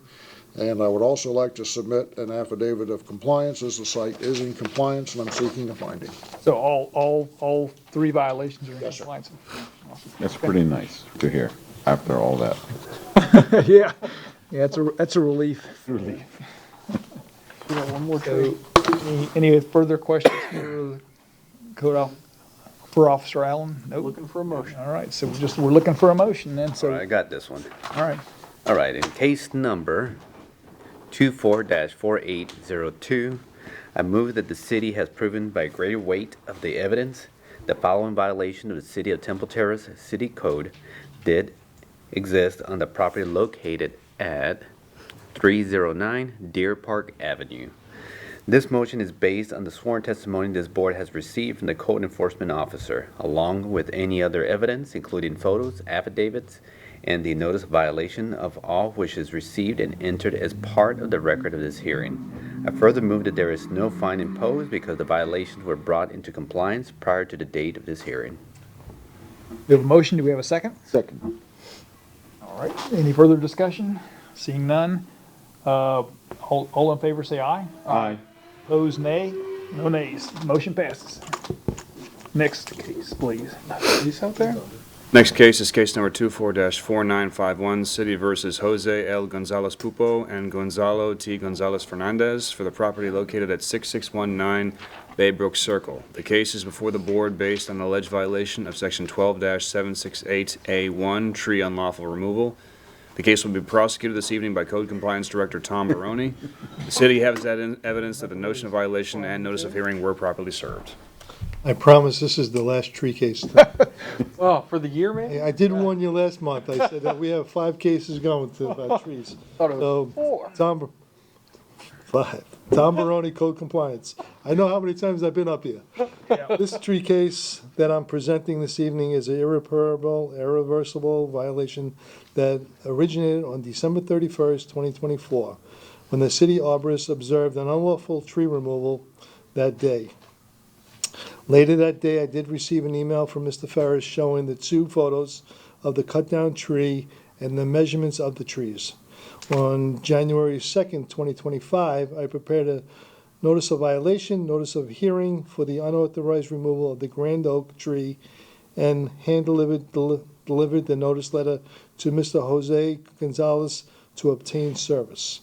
At this time, I'd like to submit photographic evidence that was taken by Joe Ferris on December 31st, 2024. Exhibit number 1 and 2 shows the stump of a 36-inch DBH Grand Live Oak. I'd like to present it this time. You may submit. No, it's a big one. So this tree was taken down 2 weeks after the solar panels were installed on the front of the house. Oh. So I think the canopy of the tree Was an issue. caused an issue with the owner. But he stated to me that the root system was very close to the foundation. And I asked him if he had an engineer's report to state that the root system was damaging the structure, and he did not have it. This tree was taken down not from anything to do with the hurricane. And Joe Ferris is here tonight to elaborate on the removal of his observation of the removal of the tree. Do you have any questions for me? For Director Baroni? Yes, it does look like it's very close to the foundation, though. Yes, it does. But you did not see any evidence of a damage on the walls or No, on the kind of. I did not see Yeah, I cracks or looked anything. closely, but, you know, I'd say it's about 4 feet away.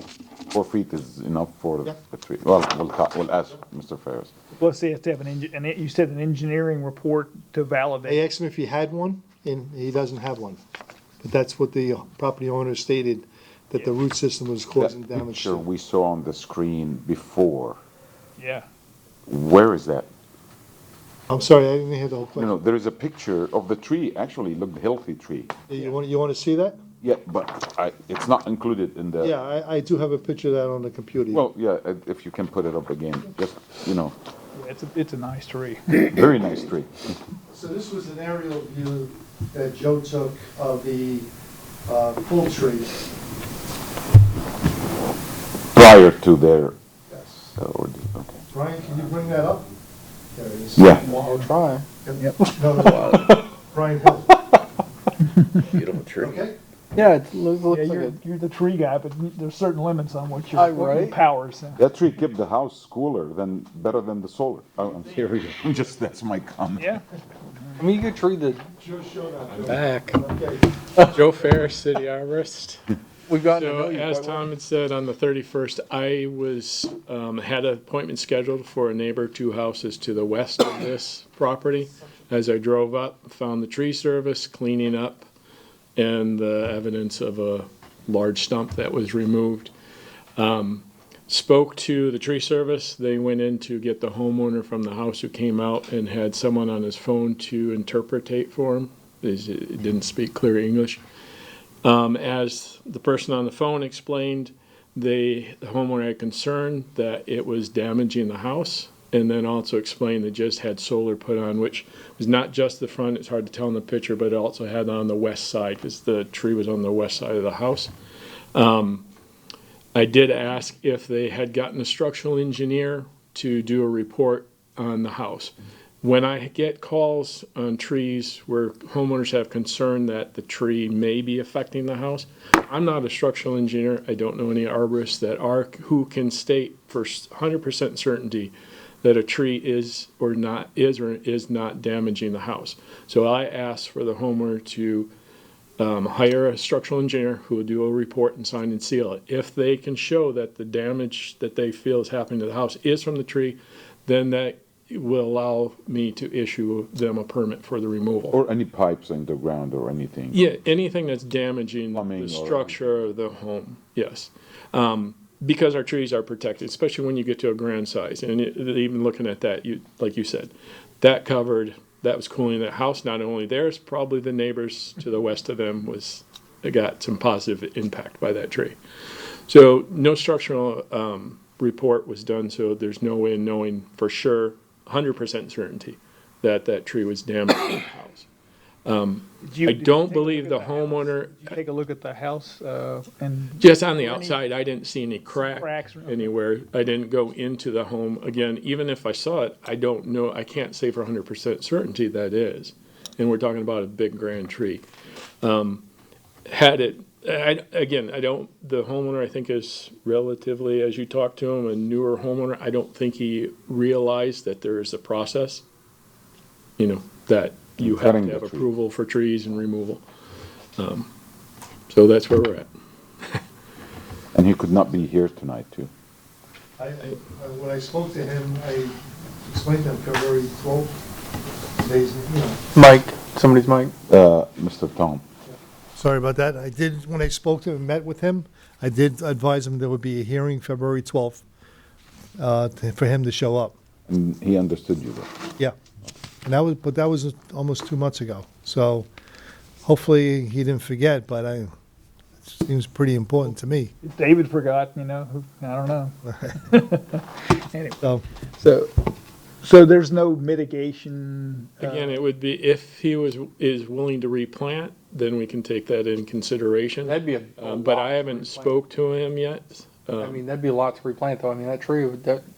But again, you consider that size, if we go by the code, which is really focused on development, Yeah. and if we went by the mitigation that size, it'd be an astronomical amount of trees that you'd never be able to put on the property.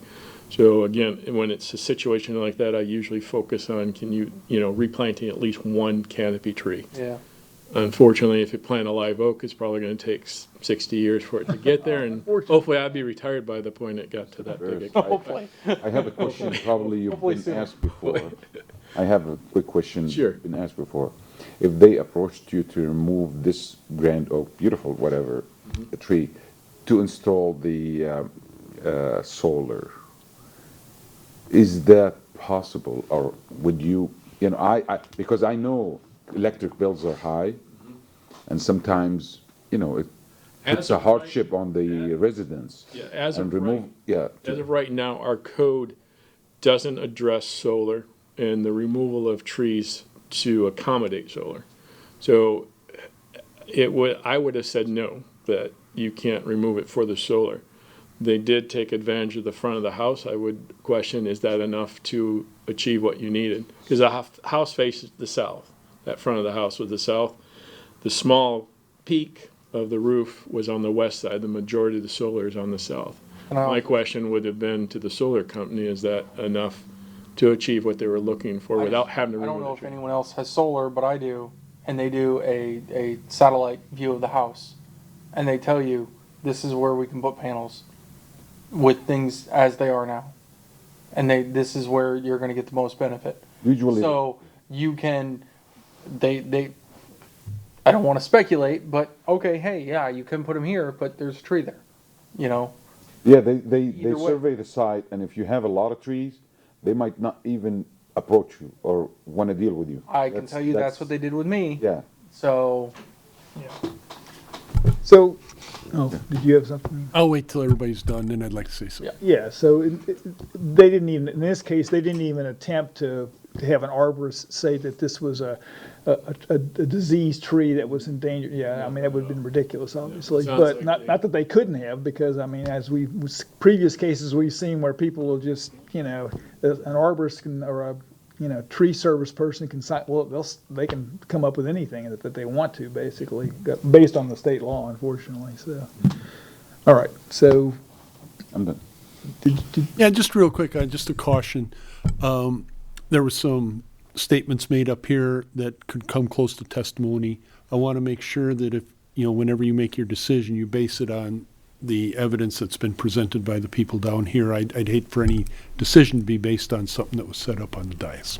Okay. My fault. No, it's just. Okay, all right. So any further questions for Mr. Ferris? All right. Thanks. I think I'll let another Lorax take this one. All right, so do we have another volunteer? I can do that.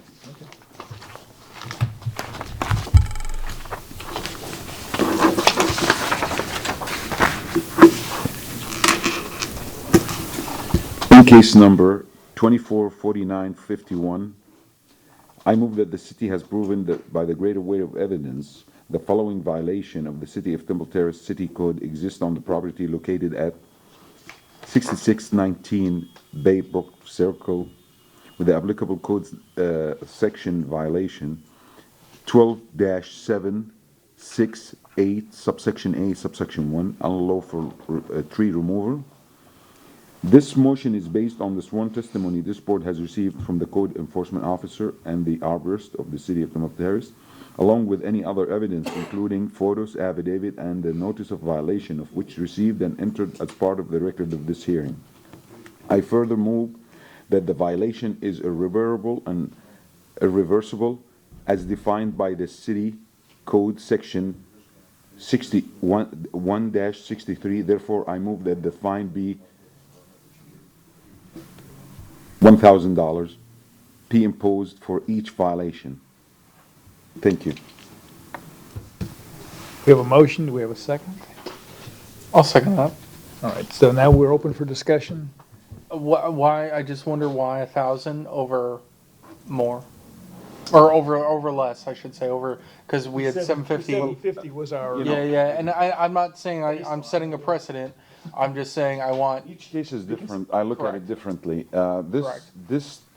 We have prior picture. That's why I wanted to see the picture. It's Yeah. a beautiful tree, and I don't want to sound like this was very, very intentional removed without having to ask or go through.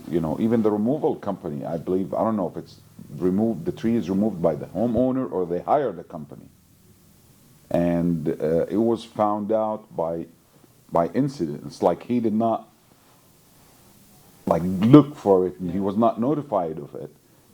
If he was there at the right time to discover this. So I wanted to, I did not want to put the 5,000, to be honest with you. No, I was going to take it to the max because, and on top of that, we're not shown any response. I can see maybe it could be, I don't know, I can excuse the homeowner of not being here. They got ample, communication. They got ample. They gave them the formal. They have a letter. They have, all these processes that the city goes through of notifying the homeowner for them to show up and be here was done, and we did not hear from them or, Well, I'm okay with it honestly because the photo showed what appeared to be a really healthy tree. Well, yeah, you can judge the picture, but anyway, it was not done the proper side, and I think 1,000. It's almost what is it? One fifth of the maximum. So I think it's going to be fair in my opinion. I'll stand by my second. Yeah. I'll stand by. Okay. I'm good. Okay. All right, so we're ready to take a vote. All in favor, say aye. Aye. Opposed, nay. No nays. All right. Are we done with all the There's the last of the new cases. new cases? Just for the unfinished cases, case number 24-2400, City versus Michael S. and Christy Zimmerman for the property located at 8201 Broward Place. The deadline for compliance was February 12th, 2025. A fine of $25 per day begins on February 13th, 2025. Case number 24-3131, City versus Terrace Oaks HOA Incorporated, care of West Coast Management and Realty Incorporated for the property located at 10325 Council's Way. The case came into compliance on February 11th, 2025. And case 24-3231, City versus Alex Joseph Marcel for the property located at 5202 Blaine Drive. The deadline for compliance was February 12th, 2025. A fine of $25 per day begins on February 13th, 2025. All right. No, we gotta wait. You've lost quorum. We don't have quorum. Oh, okay. So we can vote on, He's coming back though, right? Yeah, yeah. We had to make it. Oh, so we're stuck here. yeah, him and I had to go to the, sorry. Is the city gonna order us food? No, perhaps Mr. Gomez. All right. So just to elaborate, Dave did text me. He apologized for not being here tonight. He made a mistake, and he'll promise he'll be here next month. So he just said, "Tell Bill I'll be there next month," and I said, "Okay." That's why I made the comment. I know. Did he forget? Dave forgot. That's apparently Oh, got the wrong. Because Bill came in, he looked at the name, he was like, oh, I guess I am sitting here today. I'm just glad Bill was here. Otherwise, it would have been me. I'm not sure Bill. I'm not sure Bill's glad he was here, but it was no. We got through it. It was, I don't think we could have had. dreading the fire. Well, if Taylor was still here. Yeah, yeah, that's true. So you got a good taste of tree cases this Yes, evening? more than yeah. Yeah, and Each one is unique. that's why we kind of put them all together. Yeah. We kind of put them all together this evening, so this way the testimony and Joe Ferris being here. Yep. That's why we made it all tonight, so. We cannot leave till you get back. We lost quorum. We lost quorum. All right. Other board action? Other board actions? No, I don't think we have any other board actions. No liens report. Any new business other than the you No, took? Four of the cases that were presented by me tonight were Lori Smith's cases. She's out sick with the flu. And I don't know if anybody heard, but the flu has affected City Hall. Almost 60% of the employees here were out sick. Wow. Yeah, so the flu was going around, so Uh-oh. you know, wash your hands, make sure you wash your hands. I shouldn't have been breathing. When you go home tonight, make sure you wash your hands. We've been washing our hands. We did wipe everything down, and so just so you know that, and Oh, okay. so thank you for, That's why they had a deep clean for the fitness center tonight. yes, It was the fitness center's closed Yes. tonight, so that's why they did. yes. That. So all city facilities are being a deep. I'm glad they went back to the original name of flu, not COVID. All right, so Motion, On that I think note. I think we're at the point where we can do a motion to adjourn. motion to adjourn. Second. Do we need to vote on that? No. Yeah, we do. Okay, all right. All in favor? Aye. Aye. Opposed? We're leaving. No nays? We're done. Oh. Thanks.